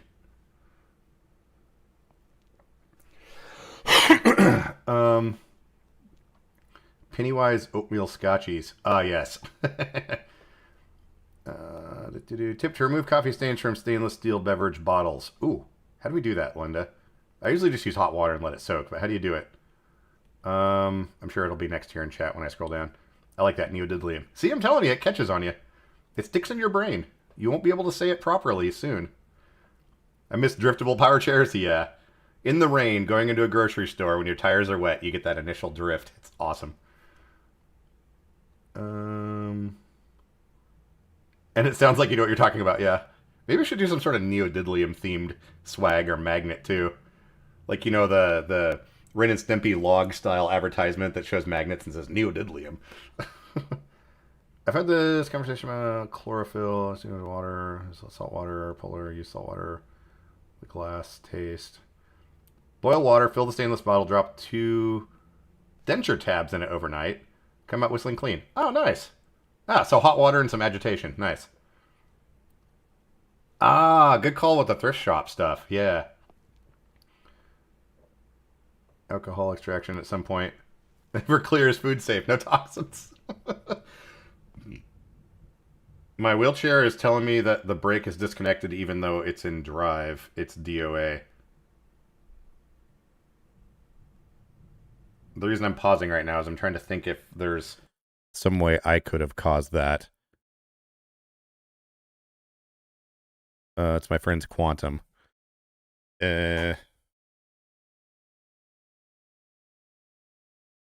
assume you've tried flipping the lever a few times, question mark, on both sides, question mark. But yeah, I can come up as soon as I'm done. Quantum's breaking! Weird. Anyhow, the casual kitchen chemistry lesson for the day, yes. Muting myself. Someone needs Dan's expertise. Actually love my information. Share. Pick your brain molecule. Okay, cool. So we've got this stuff everywhere now. So let's switch over to the workbench. Ta-da! Anyone remember this here laptop? I think the name of the stream was Lenovo Says Ouch. Hang on, my monitor has turned itself off. I could have sworn I activated caffeine, but apparently not. Oh, it's so nice having the preview monitor working again. Hang on, we need more light. Come here, light. There we go. This is now a headless laptop. It's running right now. Has a battery in it. I put a little Wi-Fi card in there. I don't know why. I find it humorous to have headless laptops. But this is the Lenovo Yoga folding touchscreen thing that was having issues. But anyways, I put it all back together, threw some new thermal paste on the processor, and now we have this. So we're going to be using this to access... Oh, so I haven't even told you what I'm doing. So the plan here is potentially, because Quantum does not have programmers available, and if they do, they're going away. My thought is they all have these micro SD cards inside the joystick, and they contain different configurations for the chairs. Hang on, I need chat to open so I can see what's going on. Why did I not do that? Come here, chat. There we go. And go to live chat. There we go. Click on this button. Oh yeah, that's right. We have to insert ads at some point. Quantum reliability or lack thereof is entirely at random, yes. The laptop that didn't make sense to repair. Yeah, parts were too expensive. But anyways, it's handy to have a little thing like this occasionally for the random stuff that I do. And seeing as how the Wi-Fi antenna was built into the screen. Anyways. Plus, I'm a sucker for things with fingerprint scanners on them. So, anyways. We'll be using this here in a minute. Where can I put this? There we go. Forgot what I was saying. Something. Oh yeah, so micro SD cards. So when you get your chair changed, or like, you know, they add power seating or do other actual physical hardware changes on your chair, a lot of times they'll just pop in a new micro SD card that has that configuration on it. So my thought is, and I have some currently undisclosed people helping me out with this, I'm going to get my hands on a bunch of brand new, unmodified Quantum micro SD cards that are pre-configured for different configurations. And I'm going to see if there's a way we can use that to our advantage. Whether I'm able to actually edit them or not, what we're going to do right now, right now we're going to take this out of here, we're going to hook it up to the computer and see what a stock one looks like, and see if there's any editable files on there. I know we looked at this previously a few times, but not really in the same way. My plan is to either figure out if they are editable, or if not, I'll just obtain a library of these cards in all possible configurations. Then that would enable people, and this is something my lawyers are definitely getting involved with because reasons, but the thought is if I have a library of these things, we may not need, for hardware changes, to use a programmer on a Quantum. Obviously, to change the speed settings and all that stuff, we'll still need a programmer, but that's my thought with all this, is if there is a way to edit these, we can change configurations super easily. Oh, hang on. My friend texted me back. But that's the I have an idea from the title. It's a miracle it just started working. I flipped the brake levers a bunch of times. It started working. All right, cool. I remember that happening when you pulled John out of that mud hole a couple of years ago. LOL. See, that's one of those things. I always tell people, like, if your chair's not working or getting brake errors, grab that brake handle like it kicked your dog and just ram it back and forth. Oh, my words sometimes. Just beat the hell out of that switch, turn it on and off a whole bunch of times. Anyways, it fixed his Quantum. Oh, and my phone's been typing that, everything I've been saying. No, don't send that.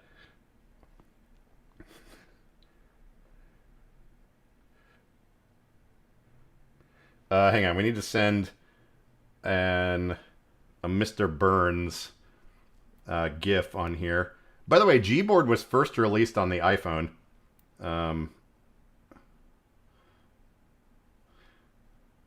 So we type in excellent, then we tap on GIF. We'll probably get Mr. Burns. We can copy that and then paste it into our text thread.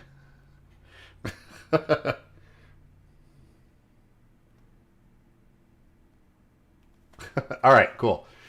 Whew, disaster averted, at least until he gets Bounder. All right.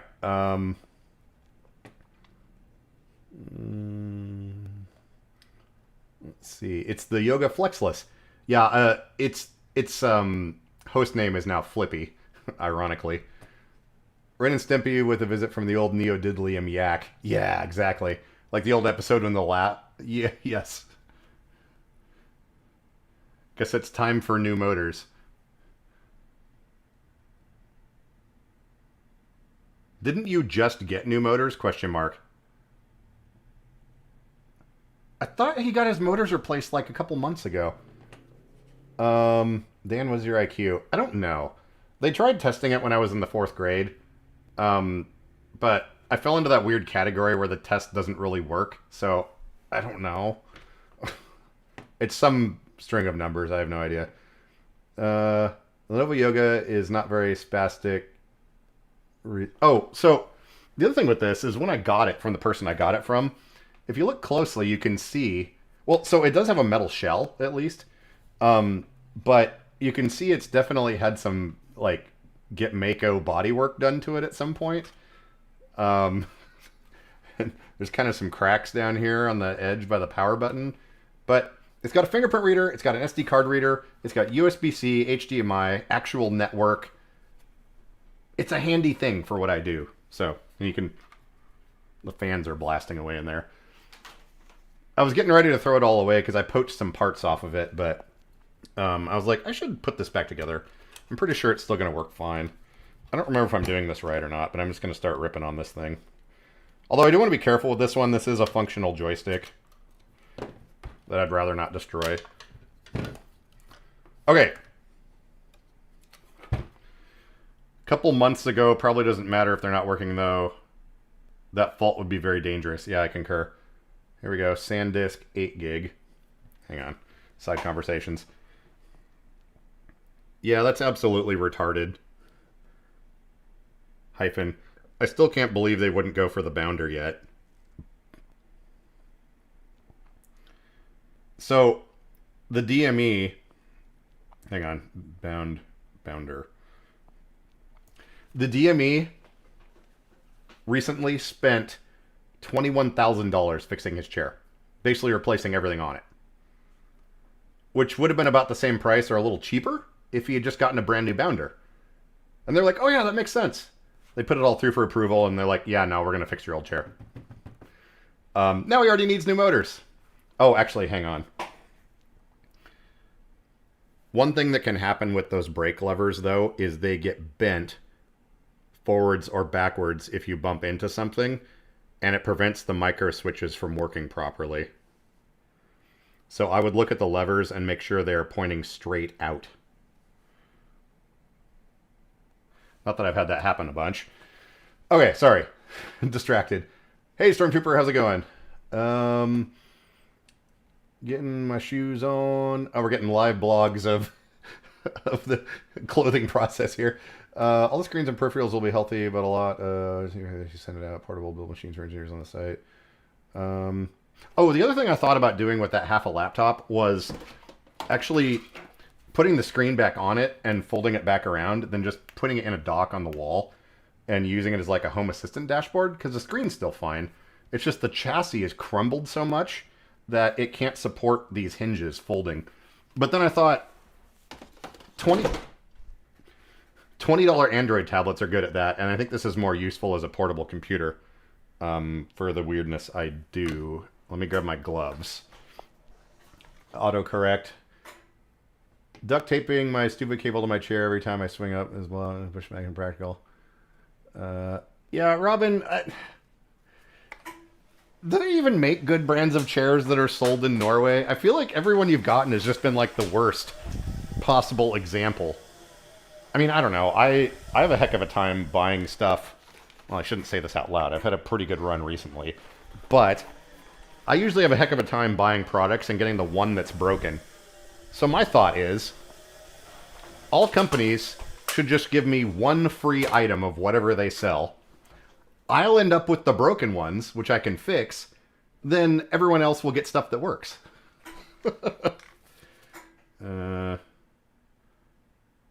Might have to have you look at it the next time I see you. Hang on. He needs to come down here anyways, and we need to put... So he got a new joystick for his chair, right? Through insurance. They somehow screwed up the micro SD card, and he's still getting the error. So he needs to come down here anyways. Hang on. Almost looks like the whole left side. Oh! Yeah! So he's had that happen before. The bolt that holds the entire motor on is backing out. Cheese and rice. Got dandruff in my hair. Can't get it out. Yeah, that same thing happened when we were going to nationals. You need to come down here anyway so we can deal with that micro SD card. Mica SD card? Yeah, sure, whatever. Okay, anyways. I hate the new ads that cover chat, says Joshua. So is that a thing that everyone's getting now? Is ads completely cover the chat? It makes me less willing to do an ad break when they do that. Although, I do occasionally have to do them, otherwise I get... So YouTube, when you upload videos and whatnot, the amount of engagement you have and all that kind of determines your priority in their processing queue. And if you don't insert ads in live streams, you get bumped way down the queue. When things are working properly, I can end the stream, and about 5 minutes later, the replay has processed. I can go through and change the ad settings. Because once I'm done, I just have to wait for that to finish. And in the meanwhile, they insert literally like 30-something ad breaks in the middle of the live stream replay. But I can't go in and change that until processing is done. And I would prefer that to happen sooner than later. If you're on the higher end of priority processing, 5 or 10 minutes at the most. If you're not, it can literally take 24 hours sometimes. So I try to keep them happy in that regard as far as that goes. Okay, so this joystick was off of an Edge 2 chair, I believe. I forget the rest of the specs. But what we're going to do is put this micro SD card in an adapter, set it to write protect. Then we're going to stick it into old Flippy here. And we're going to see what kind of info we can pull off this thing. So we've got the other side of the spring. Today we started trying to take that off and tighten the bolt up, and the entire motor and everything was about to fall off. Oh, geez. Some motors are trying to fall off his chair, too. Good times. All right, we're going to set this to lock. Then we're going to jam it in the thing here. Okay. Wait. That was not the SD card. That was another random one. Okay. And there we go. Then we'll go back over to the computer.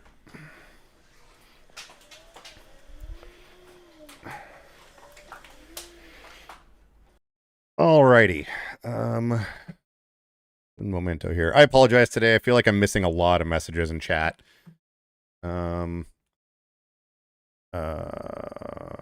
Something. Okay, coffee.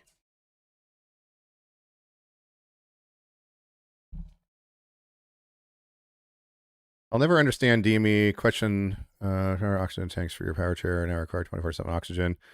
Can you get a bracket for O2 tanks? Yeah, so there are another interesting side note in just a minute about ventilator power supplies. Maybe I already mentioned it, but yeah, there are most like Quantum, Permobil, Amilor, Magic Mobility, Invacare, all those. They usually have an accessory catalog you can look through, where they will have some sort of oxygen bottle mount that you can put on your chair.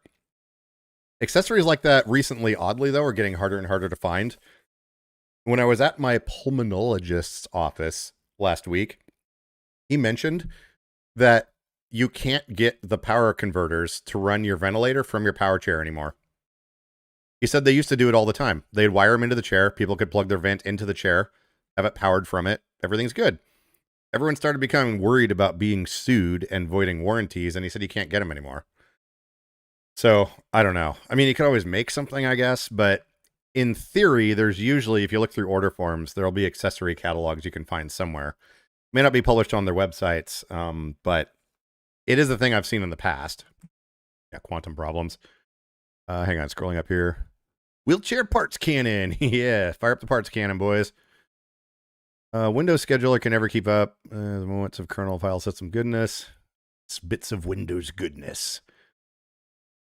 Let's see. Autocorrect. Ads that cover chat. Grr, YouTube. Not Meta Linux installation. I think it's Windows bloat. I'm going to take a step out on the edge of the plank on the pirate ship here and say anything that's closest to Windows bloat, maybe not Windows bloat, but bloat in general, Ubuntu. If you click all the buttons, you will get a lot of stuff installed.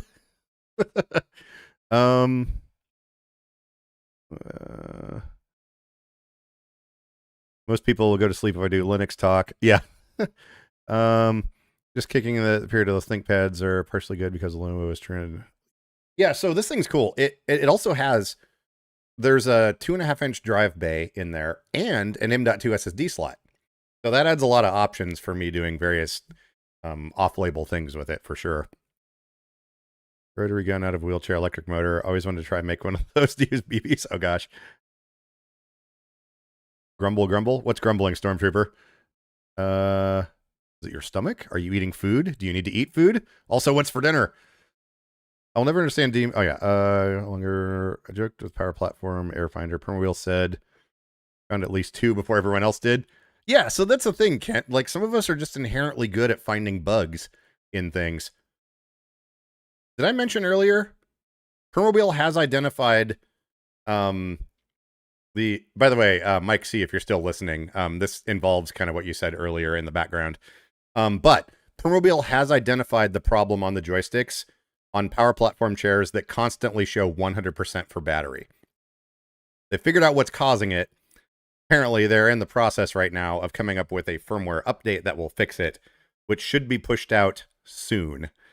By the way, Mike, I was told by assorted people we know that your chair should push a firmware update overnight. I don't know if it'll actually happen, but if it is possible, the person that is capable of making that happen set it up. So we'll see. I get the feeling it probably won't, like you said, but yeah. If they put a chair on this floor, it'll probably just collapse immediately or catch fire. Yeah, dude, you're F5, man. That thing spent more time smoking and whatnot than any other chair I've heard of.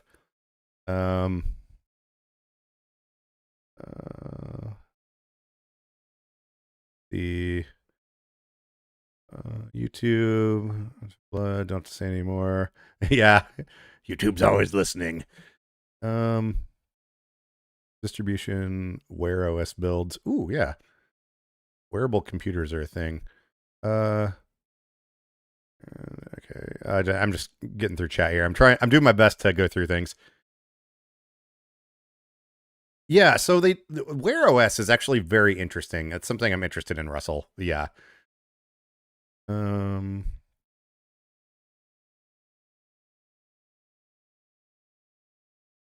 Ubuntu is pretty bad, says White Raven.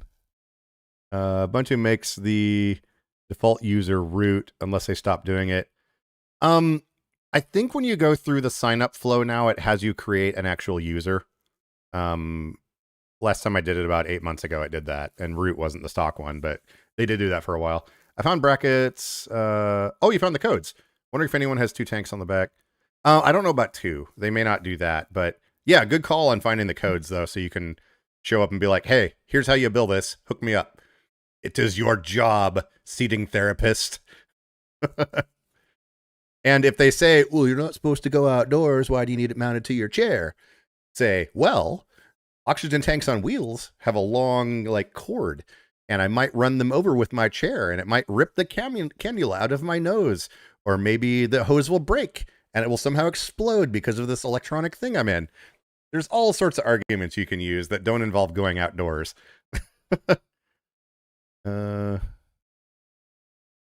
Steak. Best chat message of the night. Steak. Hang on. Can I pin that? Yeah, I'm going to pin that. I don't know if they do SD card slots. I know some of their A series and cheaper phones did for a while, but I'm not sure. Welcome back, Dustin.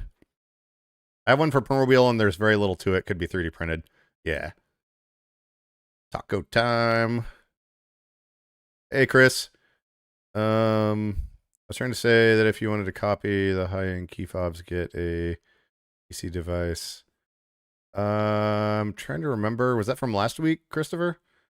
Group used me some were exploited as a blind spot. Heuristic engineering, yes.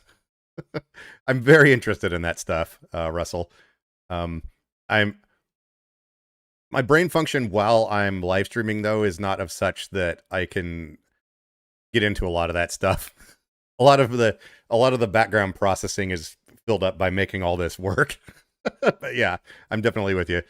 How do you learn Home Assistant? Totally new to it. Want to set up dashboards. Christopher, as far as Home Assistant goes, you just gotta search on Google. Go through YouTube, find stuff. You want to be careful when you're searching, though. Try to find something where the articles or the video are within the last year or so. A lot of the stuff does apply further back in time, but a lot of stuff has also changed. But you just got to search for stuff and find videos. There's a lot of walkthroughs. The Home Assistant forums are good to read. I wouldn't necessarily post in them. Almost anything you need to figure out, though, can be done by pre-existing posts in their forum. They're kind of starting to become like Stack Exchange with the, well, you should have known, and here, I'm going to edit the title of your post because you used a comma improperly and stuff like that. But no, it's all about Googling and research. I mean, I had to set something up the other day, and I had no idea how to do it, so I had to get it on Google and figure it out. It's very much, I won't say undocumented, but you got to figure out how to make stuff work. Template. Ultra has SSD tray. Soften the blow of my phone bean. Wait, what? I run Linux Mint Mate. Oh yeah. Yeah, I haven't tried Mate yet. I think I'm on a couple of my virtual machines that host some services are on Mint. What was the one after Cinnamon? I just updated to that. Windows Home equals less features means more secure. Okay, so I'm going to go to a website right now, and then I'm going to paste a link in chat, and I'm not going to say anything about it.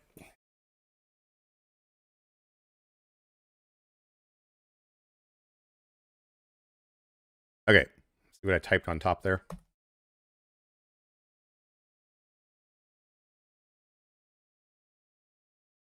Home versus Pro, doesn't matter.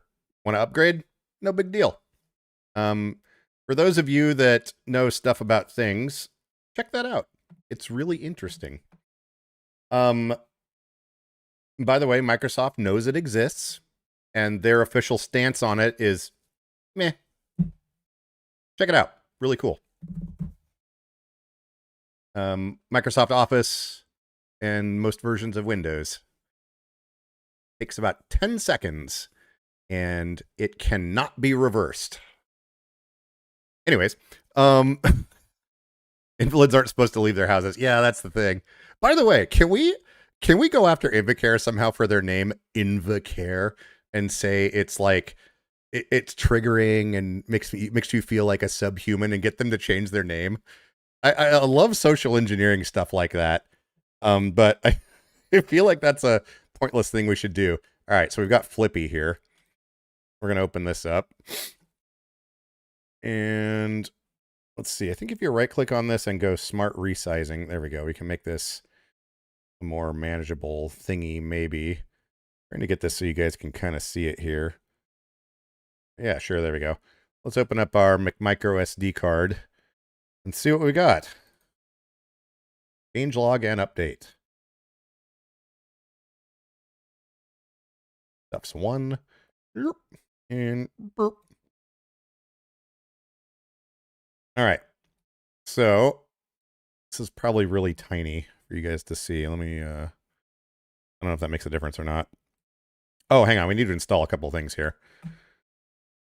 Oh, hang on. This is going to dox me. Freaking Firefox and their stupid weather. Although it doesn't really matter at this point. If you show up in this town and try to do anything stupid, you won't get to me before you have to go through other people. We'll just say that. Okay. Where is it? Hide. There we go. Freaking Firefox. All right.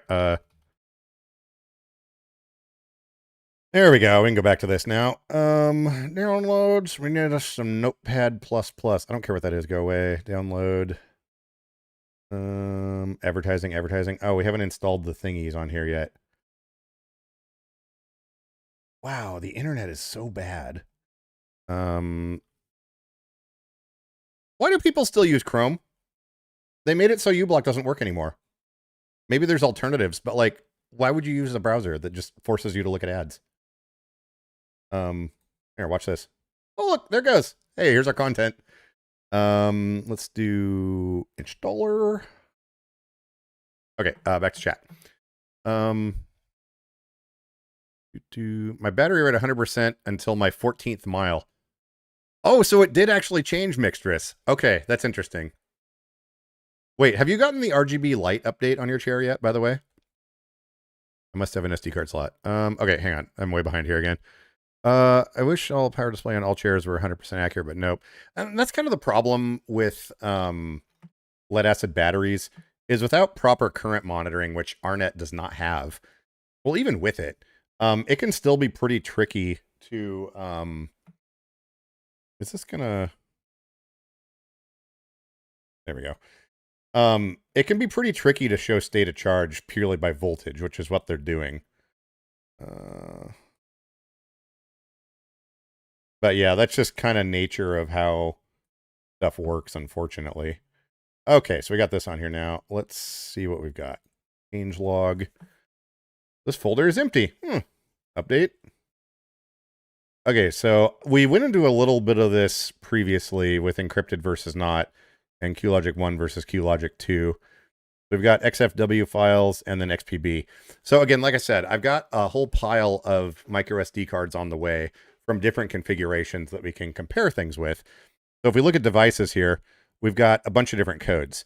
And even if I can't decrypt these easily, which I'm sure I will be able to, should I set up a GitHub for this? Will I get sued if I do that? I should probably set up a GitHub. People can inspect things and notate it. But anyways, even if we can't open them, what I'll be able to do is look through at least the file names and figure out or extrapolate which one is which based on the power functions that card is designed to work with for different hardware. Anyways, but I've got cards coming that have 4-mile-an-hour motors, 6-mile-an-hour motors, and I think 8-mile-an-hour motors, and then some with power seating and some without power seating. So we'll be able to kind of use all that information to figure stuff out. Okay, back to chat. This feature is more secure. Tank mounts.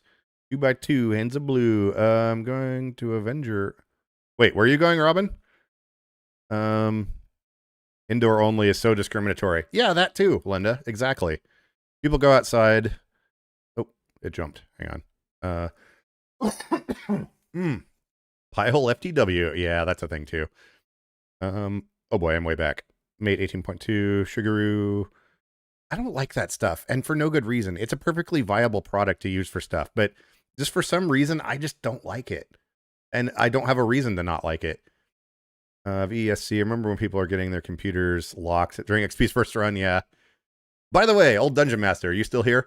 Do you remember the WDS scan tool, the Worldwide Diagnostic, that ran Windows and was constantly blue screening in the middle of doing module updates and bricking people's cars because of Windows?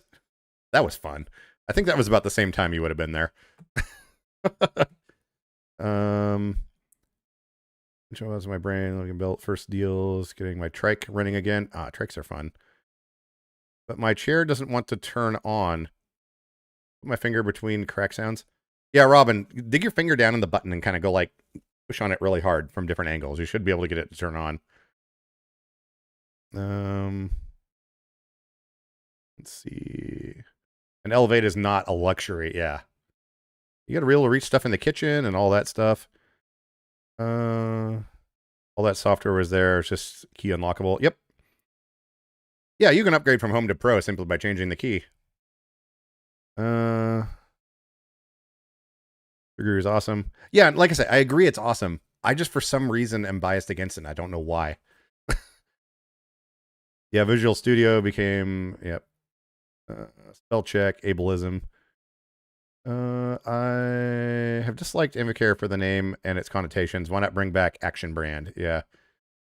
Does Permobil have different railing kits to adjust seat depth? Okay, so it depends on the chair. They have, there's kind of the standard chair. I don't remember the measurements right off, but we'll say it goes from something to like 16 to 21 inches wide. Depth, there's another amount. The depth, though, I think on most of them, until you get into the pediatric seating, that is different. But you can adjust your depth by adjusting the backrest back and the leg rest back also. However, the side rails are something you may have to change. The stock side rails, I think, have 3 inches roughly of adjustability, depending on how the chair was configured when it was new. Some of them only have 2 inches and some don't have any. Some chairs, you can take the rail off, flip it around, and get a little more adjustability, depending on if it's the legs you're moving or the backrest or both. But yeah, that is the one thing you do sometimes have to buy on eBay or whatever, is different side rails when you're adjusting the depth of the seat on Permobiles. But yeah, there are different rail lengths, to answer your question simply. Arguably mandatory. Maybe when they stop making dehumanizing equipment, they'll realize they need a humanizing name. Cosplay foam. Oh, I forgot about that stuff. And charge dehumanizing prices, says Chris. Exactly.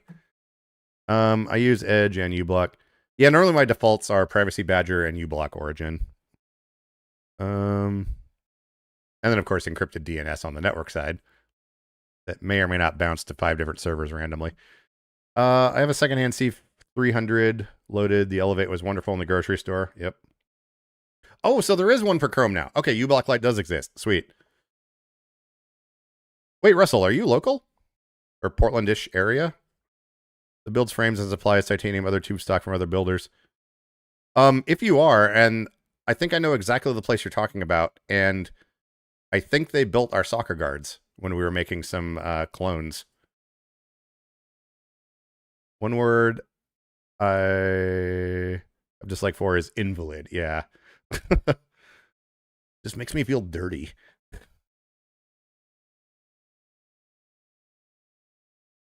Yep. When you got other people living in the house, sometimes it's tricky to keep that stuff running.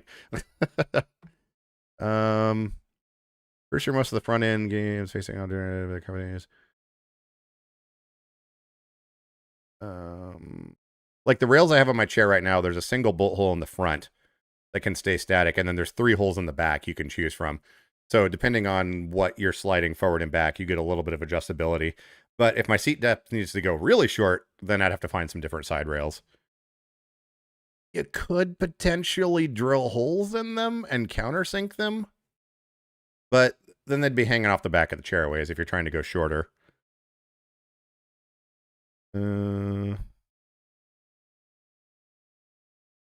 Scrolling. AFW could be compressed firmware, a compressed XPB. We'll get back to that in just a second here. Oh, I'm caught up. Excellent. My hearing protection didn't explode. Oh man.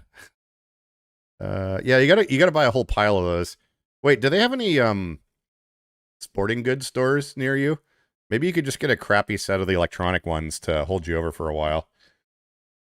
Okay, so this seems to be different size files. Let's see what we can see here. Oh, yep. And I don't have Visual Code installed on here. There are plugins for Notepad, but I think that's beyond the scope of what I can do when I'm live streaming easily. Take a peek here at this real quick.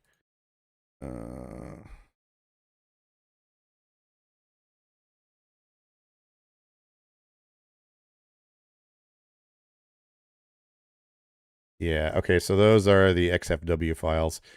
But yeah, again, getting the actual stock cards and knowing what their configuration is, we should be able to extrapolate a lot of stuff, and then potentially, I shouldn't even say this out loud, but there could be a library of info that you could check out to configure your chair, if that makes any sense.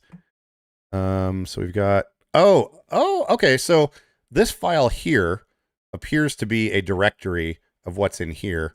So we've got 9 files here, and then when we go into this one, we've got 1, 2, 3, 4, 5, 6, 7, 8, 9. Okay, so this file here is a directory. Okay, so this is telling the chair what devices they're supposed to be, and then it reaches out into this directory for configuration on each of those devices. Okay, so yeah, we just need to figure out what the devices are, and then it looks like all we need to do is modify this file on the root level of the SD card, And then this will tell the chair roughly what to do with everything and how to apply it. Like we've got some dates in here.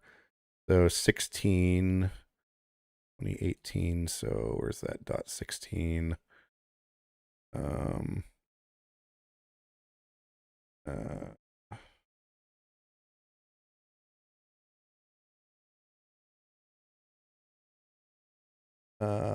Yeah, so there's the version number up there in this file. So looks like the version numbers may need to match.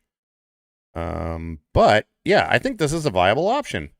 All right, I'm just gonna have to wait till that stuff arrives, and I'm gonna do some more poking around. I think I am gonna set up a GitHub for this, so people can look in there.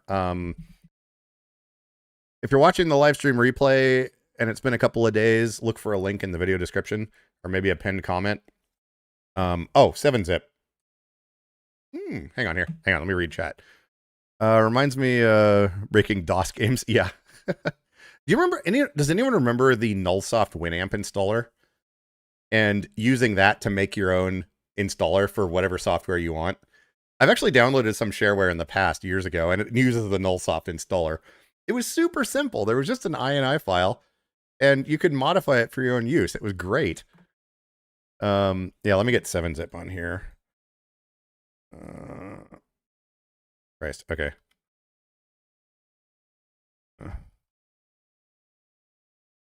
I can't type today. 7.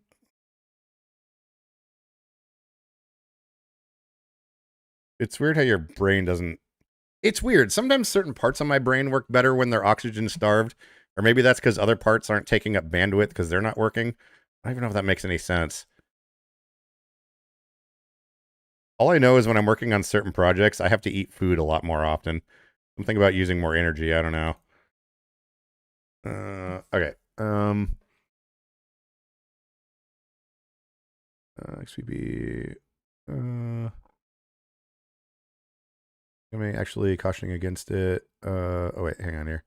There's a lot of side conversations going on, which is why we're here. Can you duplicate the SD cards and submit them for your project? Yeah, I think that's what I'm going to do. I'm going to, yeah, so I've got this one right now, but it's going to be a week or two before the other ones arrive. And then, yeah, the idea is we can do some comparing and contrasting. And if someone has an easy way, like I said, this isn't something I can dive into while I'm streaming because other parts of my brain aren't working right now. But if we can, I'm just going to use the word decrypt. If we can find out what's inside these and figure out how to modify them, yeah, that's the goal. Anyone see the story about the state trooper who gave a ticket to an EV driver for loud exhaust? What? It sounds about right. Auto-generated by the bigger companies. AR looks like a crappy Flash animation, and the phone games are also, yeah. Oh, by the way, hang on, let me, I know, double microphones. Let me grab this little thing real quick. That Rabbit R1 I've been talking about, they just released what they're calling OS 2. And it has kind of a cool thing built in that's, I don't know if game-changing is the word, but I can press a couple of buttons on this thing now, and it'll vibe code an app for me to do whatever I want. I tried it out. You push a few buttons, and this robot calls you. You tell it what you want. Then you go onto the website. I was like, I want to build an app that has all of the wheelchair error codes that exist for different brands, you know, based on PDFs of information that I'm going to give it. Be very specific about it. Then you go into the website, load that information in, and it just codes an app for you in like 5 minutes. Say what you will about vibe coding, but seeing stuff in a standalone consumer device like this, where you can just be like, oh yeah, build me an app to do agendas for whatever this and do this and that and whatever. I don't know. I think it's really cool. Okay. Back to this. Gonna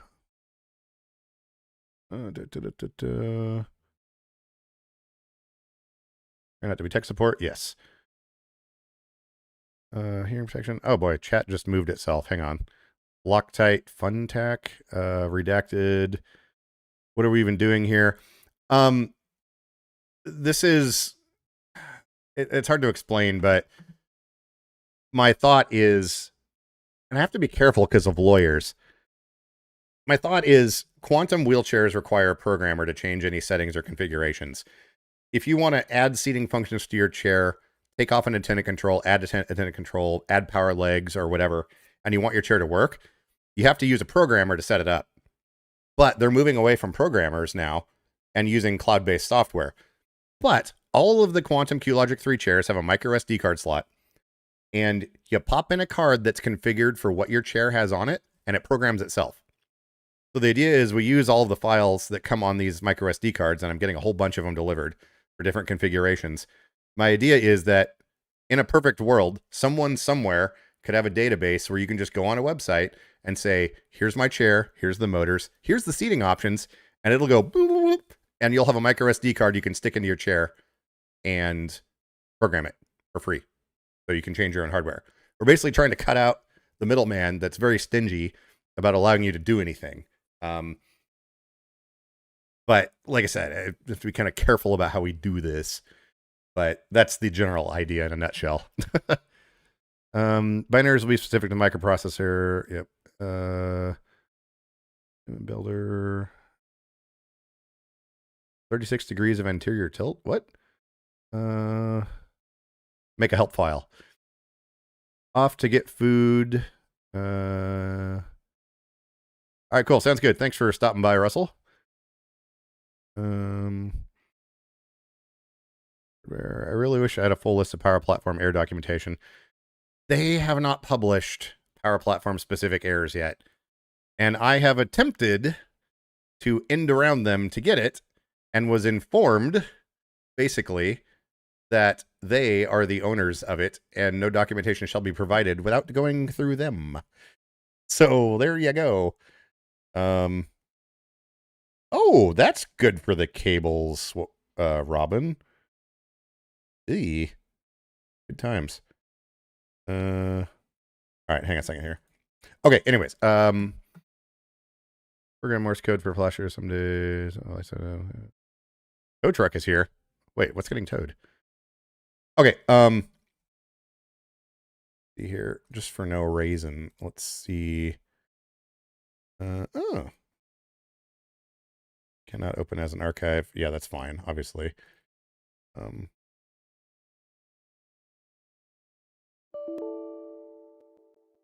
Just for playing around for no reason. Yeah, no, it's not seeing those as archives. But anyways, very early stages of, it's interesting the changelog folder is blank, but anyways, it's just basically very early stages of an idea that I had this afternoon, of how we could make configuration of the super lockdown QL3 system much more accessible to everyone. Wouldn't that be cool though? Like if you want to change out stuff, you just go to the GitHub or whatever it is and pick your options, and you get an SD card, and boom, you're good to go.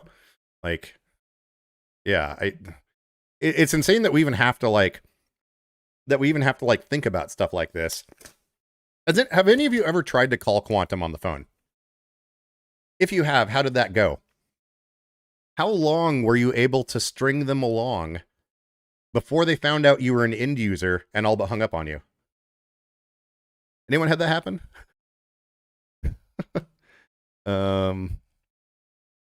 Let's see. You just made me curious if there's any app out there that interrupts Morse code, whether it be flashes, a light, or sound. So there are apps you can get that I have played around with as far as Morse code for light communication. But there's one on Android that I used a number of years ago where it just uses the flashlight on the phone, and then you point the camera of the other phone at it, and it decodes the messages. It was kind of interesting to play with. Then I may have hooked up lasers and, done that whole thing. Snackage is red vines. It's funny. Like I said, I've been watching that show. I can't remember the name of it. Anyways, I've been watching a show. The main guy on it eats red vines all the time. Something was out there. Programming should be right to repair anyways. Yeah, exactly. So that's why I'm going to check in with my lawyers about this stuff and see how it goes. I think the best way to do it would probably be downloadable content. I think where someone could get into trouble is if they were selling the SD cards with the software.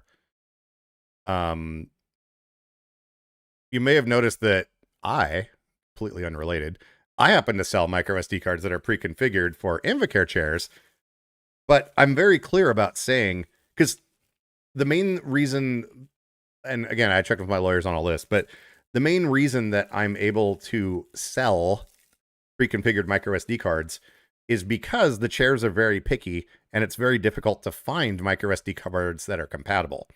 I'm not selling the software, not at all. That's never the goal. If anyone emails me and says, "Hey, can I download this?" I'm like, "Yeah, here's the links," but I'm not selling the software. And that distinction gets weird legally between things and stuff. But in this particular case, I think since pretty much any micro SD card will work, I couldn't use that same mantra, as it were, to sell these. But I think anyone that is going to be using this process, if it does wind up working, is very easily capable of buying a micro SD card, downloading files, and putting them on there. So I don't think there'd be a reason to sell pre-configured ones. I just want to get all the info out there and documented, so that we can figure this stuff out easier. Yeah. Anyways, time is it 5 o'clock? Oh, hang on. Let me check my text messages real quick. Other side, I'll probably come down tomorrow before the football game. Yeah, sounds good. Just let me know. I'll be around. Wait, is tomorrow Friday again already? Dude, I lost like an entire week. Oh, by the way, the new antenna for not Meshtastic, but Mesh Core has been installed. Wait, hang on. I have to local send this. Where did local send go? Send. Have I installed it on this computer yet? Okay, I think my brain's finally slowing down a little bit. Local, and I haven't installed it. Oh, cancel. We have a new antenna for Meshtastic. Actually, it's Mesh Core is what I've switched over to now. But where's Waldo? Can anyone spot the antenna in this photo?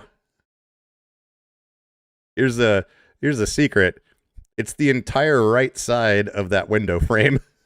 This whole thing right here. We finally found a plus 8.5 dB antenna that's actually tuned for 915 megahertz and got it put up. Yes, obviously it should be outside on a tower, but I don't have that available to me right now. Okay, anyways, so we did actually learn something on this. We figured out that in the update folder, we have a file that the chair looks at, and it says, okay, here's all the things I need to change. And then it references all the files in here. So that's good. That solidifies in my mind that this should be possible to do. And again, without even necessarily knowing what these files are, how to open them, which actually, that's the thing. I should be able to use the EconW software to open these and see what they are. So regardless, we've set the groundwork here in my mind by looking at this, by saying, yes, I think we're moving in the right direction to make this work and allow people to configure their chairs. Let's see. Straw for my rum and coke. Ah, yes, the Twizzlers. Sorry, Red Vines. Twizzlers are different. Twizzlers are only acceptable when they're in those weird Skittle flavors and you're in the mood for eating extruded plastic. Red Vines are their own thing. Anyways. Bang. I saw that Permobil has a remote repair app. I wonder if that's going to make programming harder or easier for end users. Okay, so faster on wheels. The Quick Config app is something right now that is limited to authorized parties, as it were. You have to get a login for it and have access to the programming tools. But I have played around with it. I've got some screen capture on my iPad. A friend came over with a Power Platform chair, and we did a little bit of screwing around with that. It's actually not bad. Once you get it connected to the chair, most of the options are there. It's a graphical user interface, and you just kind of tap on various things. I'm going to install local send, and we're going to put that on the computer real quick right here. That video file. Hang on. Let me install this real quick. Yes. Windows. And we can browse through this a little quick. I don't think there's any information that I shouldn't share on that. But we'll give you just a little preview of what that looks like here. Okay, I have to find the video file now. Hang on. Oh my gosh, yes. Allow Windows. Stop doing Windows things. Actually, see your location. What? No. Don't need my location. Hang on here. It'll take me a minute to find this. Let's see. We do videos. And then... Oh, wait. I think we can also say screen capture thing? No. Hang on. Where is it? Oh.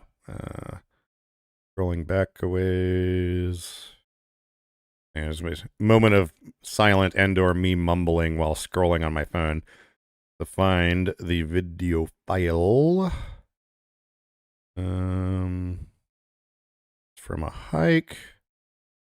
That's my breathing machine. That's a covert video I took of someone for some reason. But it would have been after that. Where is it? I remember trying to find this recently and it seemed annoying.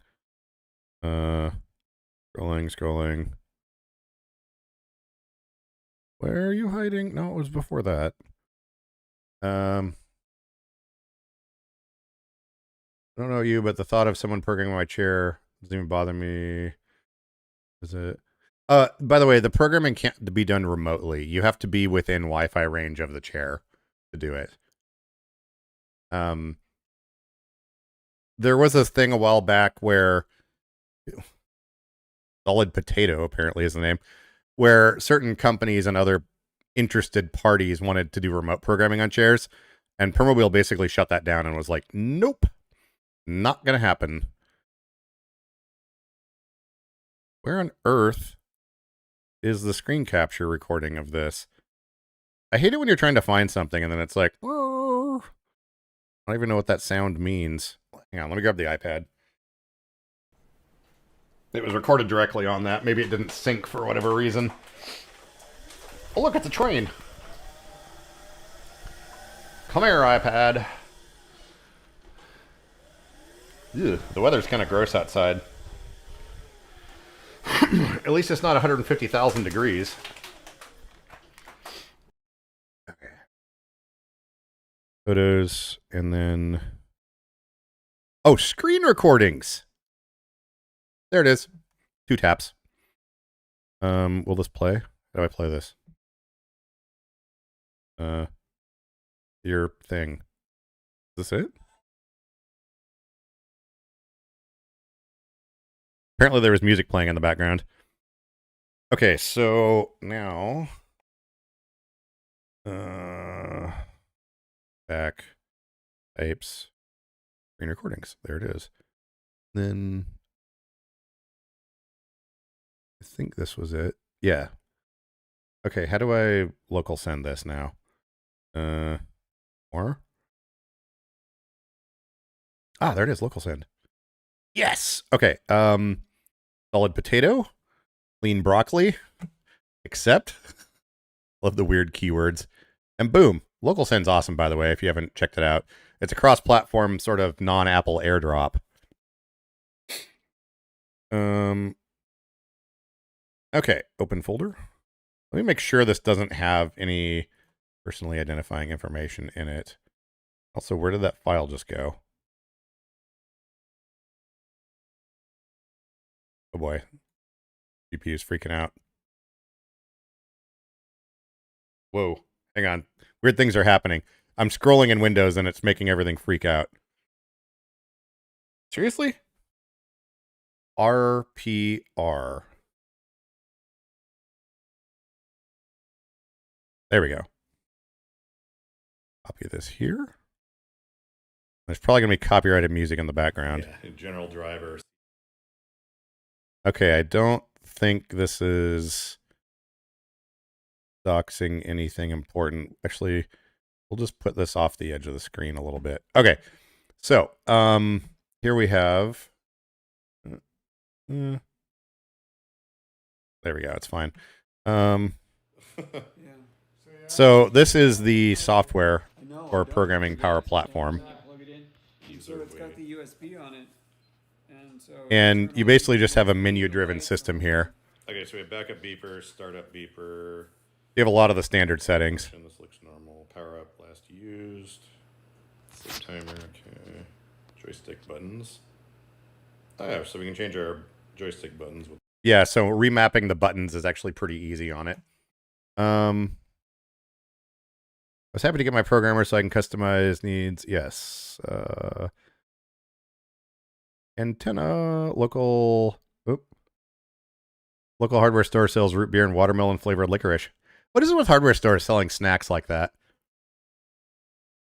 Yeah, I think you're right, Ken. The quantum software should open that just fine. I'll have to play around with that, not on stream. By the way, I can't find the light to your website anymore. I'm having a stupid day. Can someone put it in chat? Yeah, it's here in the description. Let me just copy that real quick. Is it in the description? Oh yeah, there it is. And there is the website.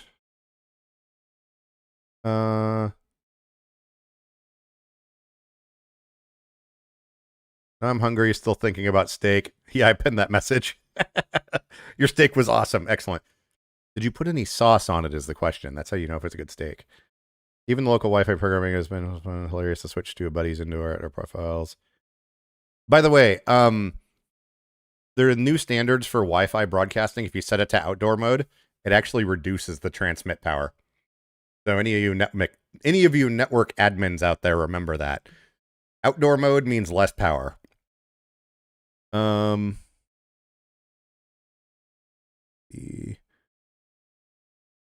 Oops, did other guys' chairs get reset to factory settings? How did that happen?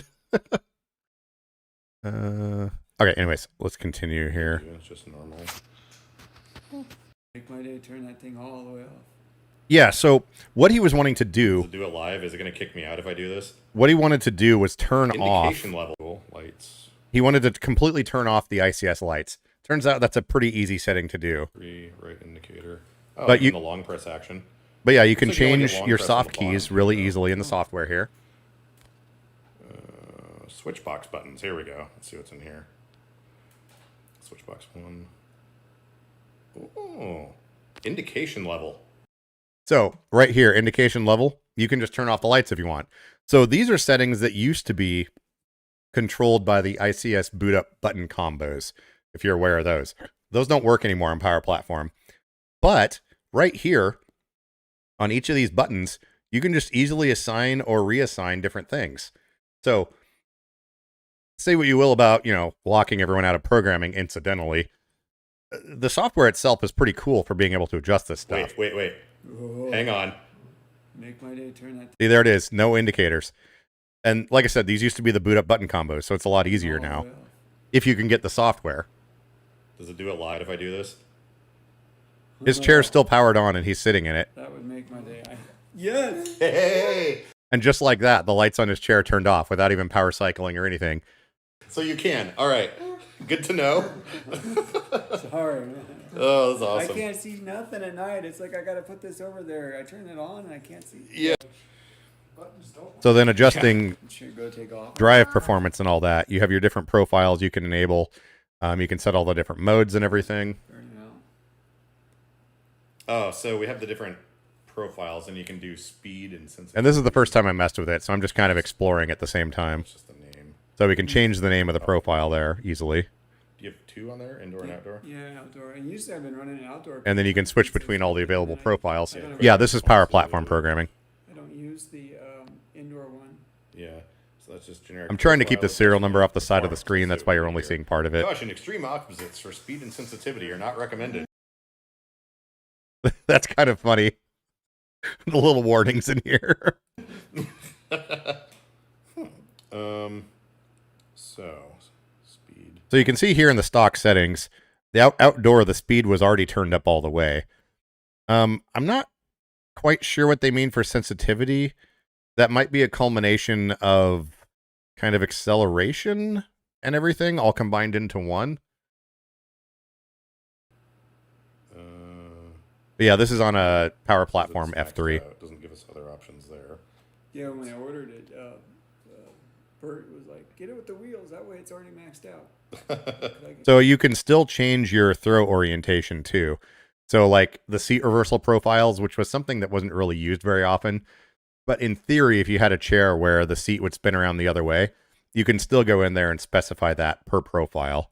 I don't even know if this is visible at all. Sure if you can get access to it. Yeah. If you guys can see it or not.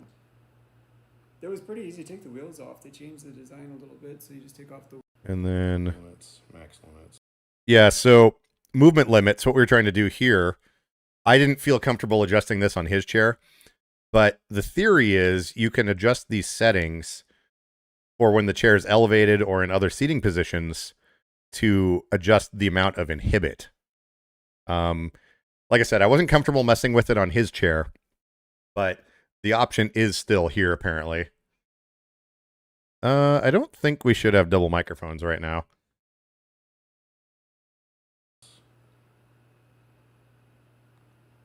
How to do it. Icarus incline. Oh, so memory is just as easy. We just oh yeah, and then memory positioning is pretty easy to turn on too. I think there's a way to enable it from the joystick, but regardless, in the programming software here, you can just turn on the different memory positions here. And then the user will be able to go in and set them to wherever they want. Oh, so memory is just as easy. We just toggle it. And they have a home memory, which is nice. And it's labeled that. Previously, you just had to have that as memory position 1. Butter is a must, yes. Oh, well, yeah, you're hearing me talk in the video and then also on here. On and do it. Nice. Let's do advanced configuration. It'd be cool if I had the cell on and it could connect. Like, yeah. Wirelessly or something. The other thing here, which is interesting, you have all the parameters. If you know what they're called, there's a search box here you can use, which is a little bit easier than attempting to baked potato. Does Wendy's still have baked potatoes? Has anyone bought their one recently? But yeah, it makes it easy to find stuff instead of going through the categories. 614 parameters. Let's do drive system. Controls, general, inhibits, motor. What do we got here? Oh, steering correct. Okay. Speeds. Yeah, so here you have sort of the speed adjustment. Ah, here we go. Here's our percentages. What's it at? Let's see. Where's... Hang on, which profile are we in? Speeds. Which profile are we in? Indoor. I'm just trying to figure it out. Let's change that. Yeah, you can play with the indoor. Good to know, Ken. Because I don't use the indoor. Are you on outdoor right now? Yeah. I was just wondering that last week for no reason. Can you add another one like we used to be able to do? Or? Yeah. So, and then as far as your turning speeds and everything go, that is still adjustable per profile. So it's kind of cool that it's all laid out into one screen, which makes it a little bit easier. But the maximum turning speed, see, I don't know about the OEM maximums. I wasn't able to find that in here. This particular screen recording we're watching has the highest available level of programming capability. But if you look here, the maximum for turning speed only goes up to 14. So one interesting note. This is screen recorded on this iPad mini, is how this is. Yeah, 5G. Nice catch. Yeah, sensitivity. I think that's a combination of joystick throw, because you can go into the advanced here and change all this, but I think changing sensitivity is kind of a sliding scale of adjusting all of these factors. So it's joystick throw and acceleration and all that type of stuff. Acceleration. I wonder, how do we back up everything? Options, diagnostics. Then there's diagnostics and all that stuff you can see live. Oh, so this is an interesting thing. Every time I change this setting, you have to put in some text to say why. I was told you can just put in a space or whatever, and it doesn't really matter. But anytime you adjust a setting and try to save it, it comes up and says, what is the reason for this change? And it's logged server side. Kind of interesting. See how it feels. Oh. There we go. I'm about to save it. Yeah, we have to. I just maxed 20% was the max. Oh, quiet Siri. Reason for change. Life. I just put inability to maneuver on carpet. Amazing potatoes. To be. Inability to maneuver on carpet. So this is interesting. This gets stored with everything. It wants to know why you're doing it. Mm-hmm. Everything's logged. Because I said. Yes. So as far as turning speed, we went from 11% up to 20%, which made it about on par as to what my chair is. I did film a little video clip of him turning and showing what the maximum was. He did have air-filled tires though, and they were very low when I filmed the clip, but it's not bad as far as turning speed. It's not going to be anything like an old Invacare, or Quickie or something like that, but you can kind of adjust stuff, and the gyro doesn't seem to get in the way nearly as much on these newer chairs, which actually around 2022 or something, they changed the gyro they were using. The other F3 that I have out here that's brand new, the gyro on that does not nearly interfere as much as the one on this chair does. And I think I took some photos of the new gyro module too. I don't think I'm going to be able to find those in a timely manner though. Does that mean it did it? But it does look different. Let's see, what else did we do here? Right. User works in retail. Okay, see what that does. It may be a little more jumpy turning. Here's Not bad. tires squeaking. They just. Spin up. Okay, so what do you want me to do? Just. So I lift up the rears. Oh yeah. But man, really had is the caster flutter, but that Parameters. Yeah, so anyways, that's kind of a basic look at what the quick config software looks like. But yeah, just a little screen cap there of that. So the software is kind of cool. There doesn't seem to be any OEM level settings that can be adjusted. I would assume you got to plug in a JTAG connector or something like that on the chair, or plug in a mythical hardware programmer that apparently doesn't exist, even though it does. And the Wi-Fi programmer is supposed to be that, but it currently isn't. There has to be a way to adjust this stuff, but no one on the outside whose first, middle, and last name is not Permobil and works in the engineering department has access to that. I just made up all that last stuff, but it's not out there anywhere. That's definitely for sure. So anyways, yeah, like trimmer rejection, Dustin. Exactly. I think it's deadband, trimmer, what you said, and a combination of the other settings. Ooh, getting some glitches here. But anyways, max all the settings. Raven dipping sauce at Wendy's is yum, like plum and hot sauce. Interesting. But yeah, it's interesting it wants everything logged. I'm told that doesn't matter. I think the thought process there is that if you go back later and look at it and you say, oh, why was this changed? It's kind of like leaving a trail for the next person that works on it. I think that's the idea. We've got a couple different angles coming here. We need to program this chair in a way that works well and is easy. But then there's also, we don't want people screwing up stuff in a way that's dangerous. So there's a weird Venn diagram of intersection on a lot of this stuff. And like I said, we still don't have hardware programmers available. So are we locking everyone out or what's going on, Let's see. Especially with gravy. By the way, a cream of mushroom soup and a whole bunch of pepper is a great impromptu gravy. Here. Is the remote programmer a handheld device? No. So this is literally just an app that you run on a tablet or phone, and you connect to Power Platform through an app that uses an ad hoc Wi-Fi network and a BLE identifier. So there are no physical programmers for Power Platform. They don't exist currently. But the app, you have to log into an account that you have been given access to through Permobil to be able to access any of this. Then you power cycle the chair, you flip one of the brake levers in a certain pattern, and then it goes into programming mode, and you'll see the status on the joystick. I didn't film any of that.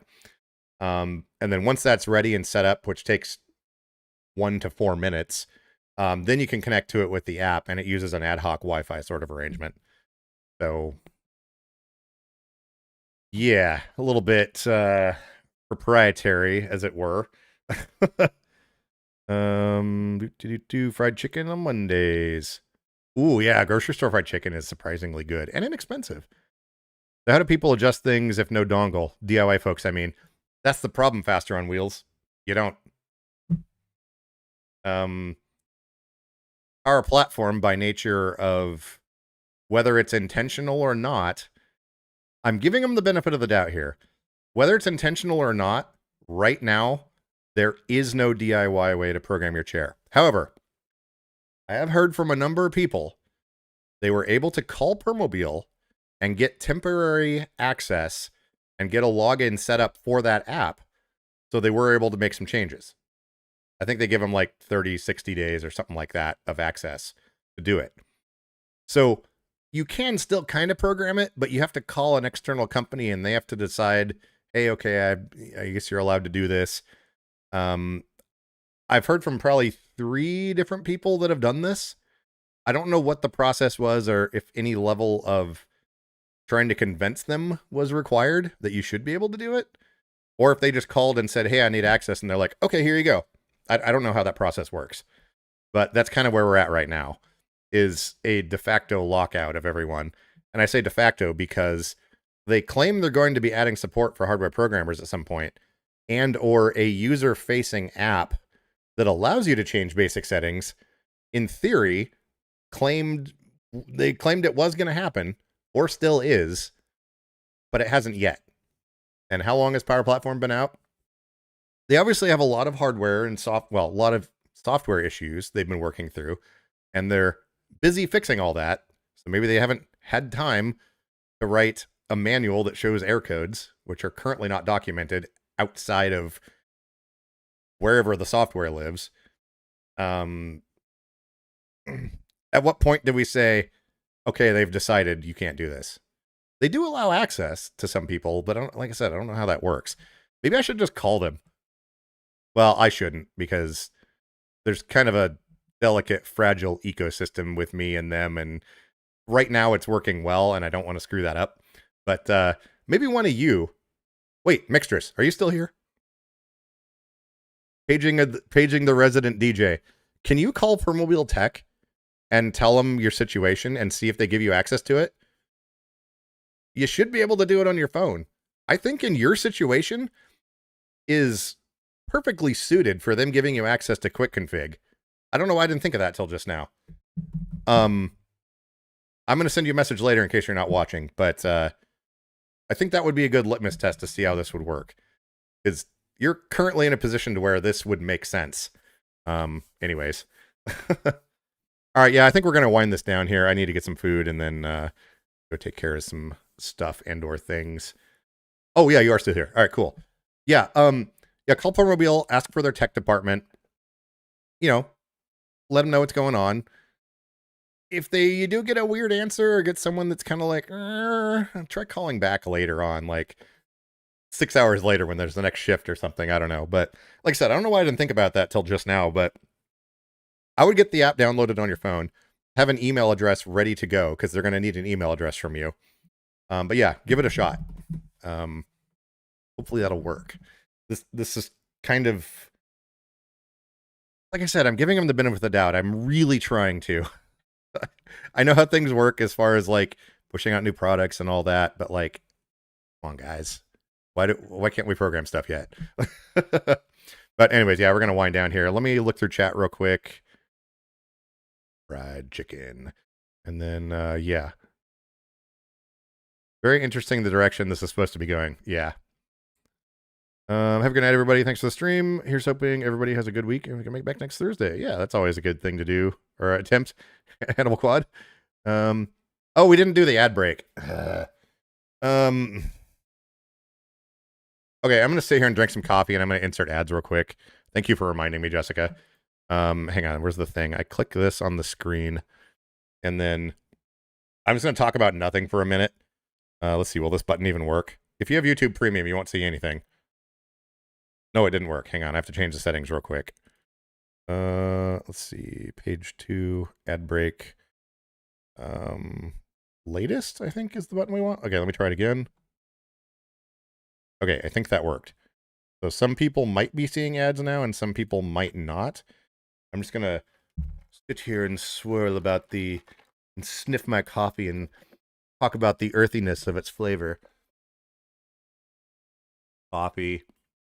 I don't think ad breaks normally last more than about 30 seconds or so. Anyone get an ad?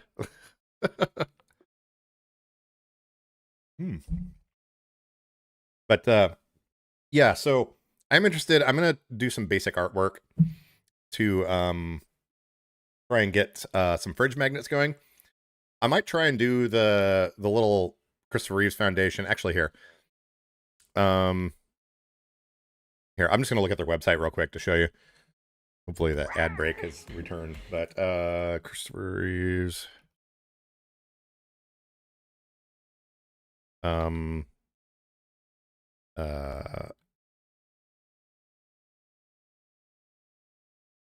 we go. I think they've got the artwork I can just download. We got wallet cards. Yeah, so we've got PDFs. So I think if nothing else, I'm gonna make some of these and throw this up on the website for just a nominal fee to try and get that out of there for people that need them. Actually, I forgot. I need to print stuff on these and test them first to make sure it doesn't get erased by your wallet.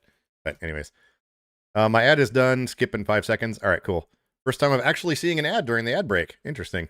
Yeah, YouTube's going nuts with all this stuff now. I feel like I'm saying that all the time, but anyways. All right, thank you for reminding me about that. We got to keep YouTube happy. Dance, monkey, dance. And on that note, did I send you a logo that could work on a magnet a while back? I don't remember, Ken. Try it again if you did or didn't or something. Oh, train's going into a tunnel. All right, cool. Yeah, thanks for watching, and more to come, whatever that means.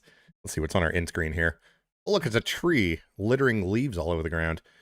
Let's do the spaceman on a bar, which doesn't make any sense because how are you going to drink your beverage? And then let's find some upbeat music here. It might take me a minute of scrolling to find this. It's Lunera, I believe. Hang on. Think about parties. Come on. Scrolling. Wait, Sonic Starship. What is this? No, that's like a love song. Hang on here. This one? Cyber Racer? No, it wasn't that one. Hang on. We'll find it. We'll find the appropriate music, I promise. Here we go. Night Feels, Weekend Warrior, Reckless Adventure. Come on. I was here somewhere. Anyway. Electrify? It's the one we used to use for the super chat music in the bus. Lots of scrolling is happening. By the way, I get a discount on Soundstripe if you use my special link in the description and pay for a whole year in advance. Is this the one? No. Accelerate? This'll work. All right, have a good night, everyone.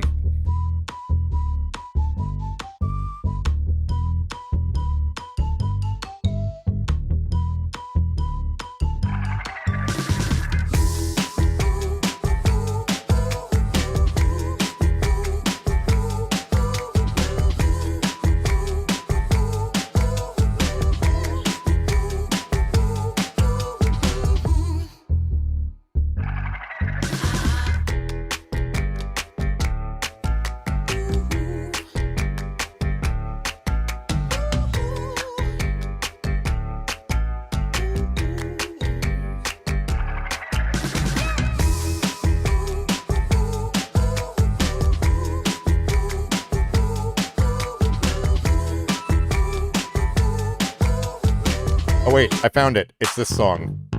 Yeah, here we go. Party music. Oh wait, I stopped it.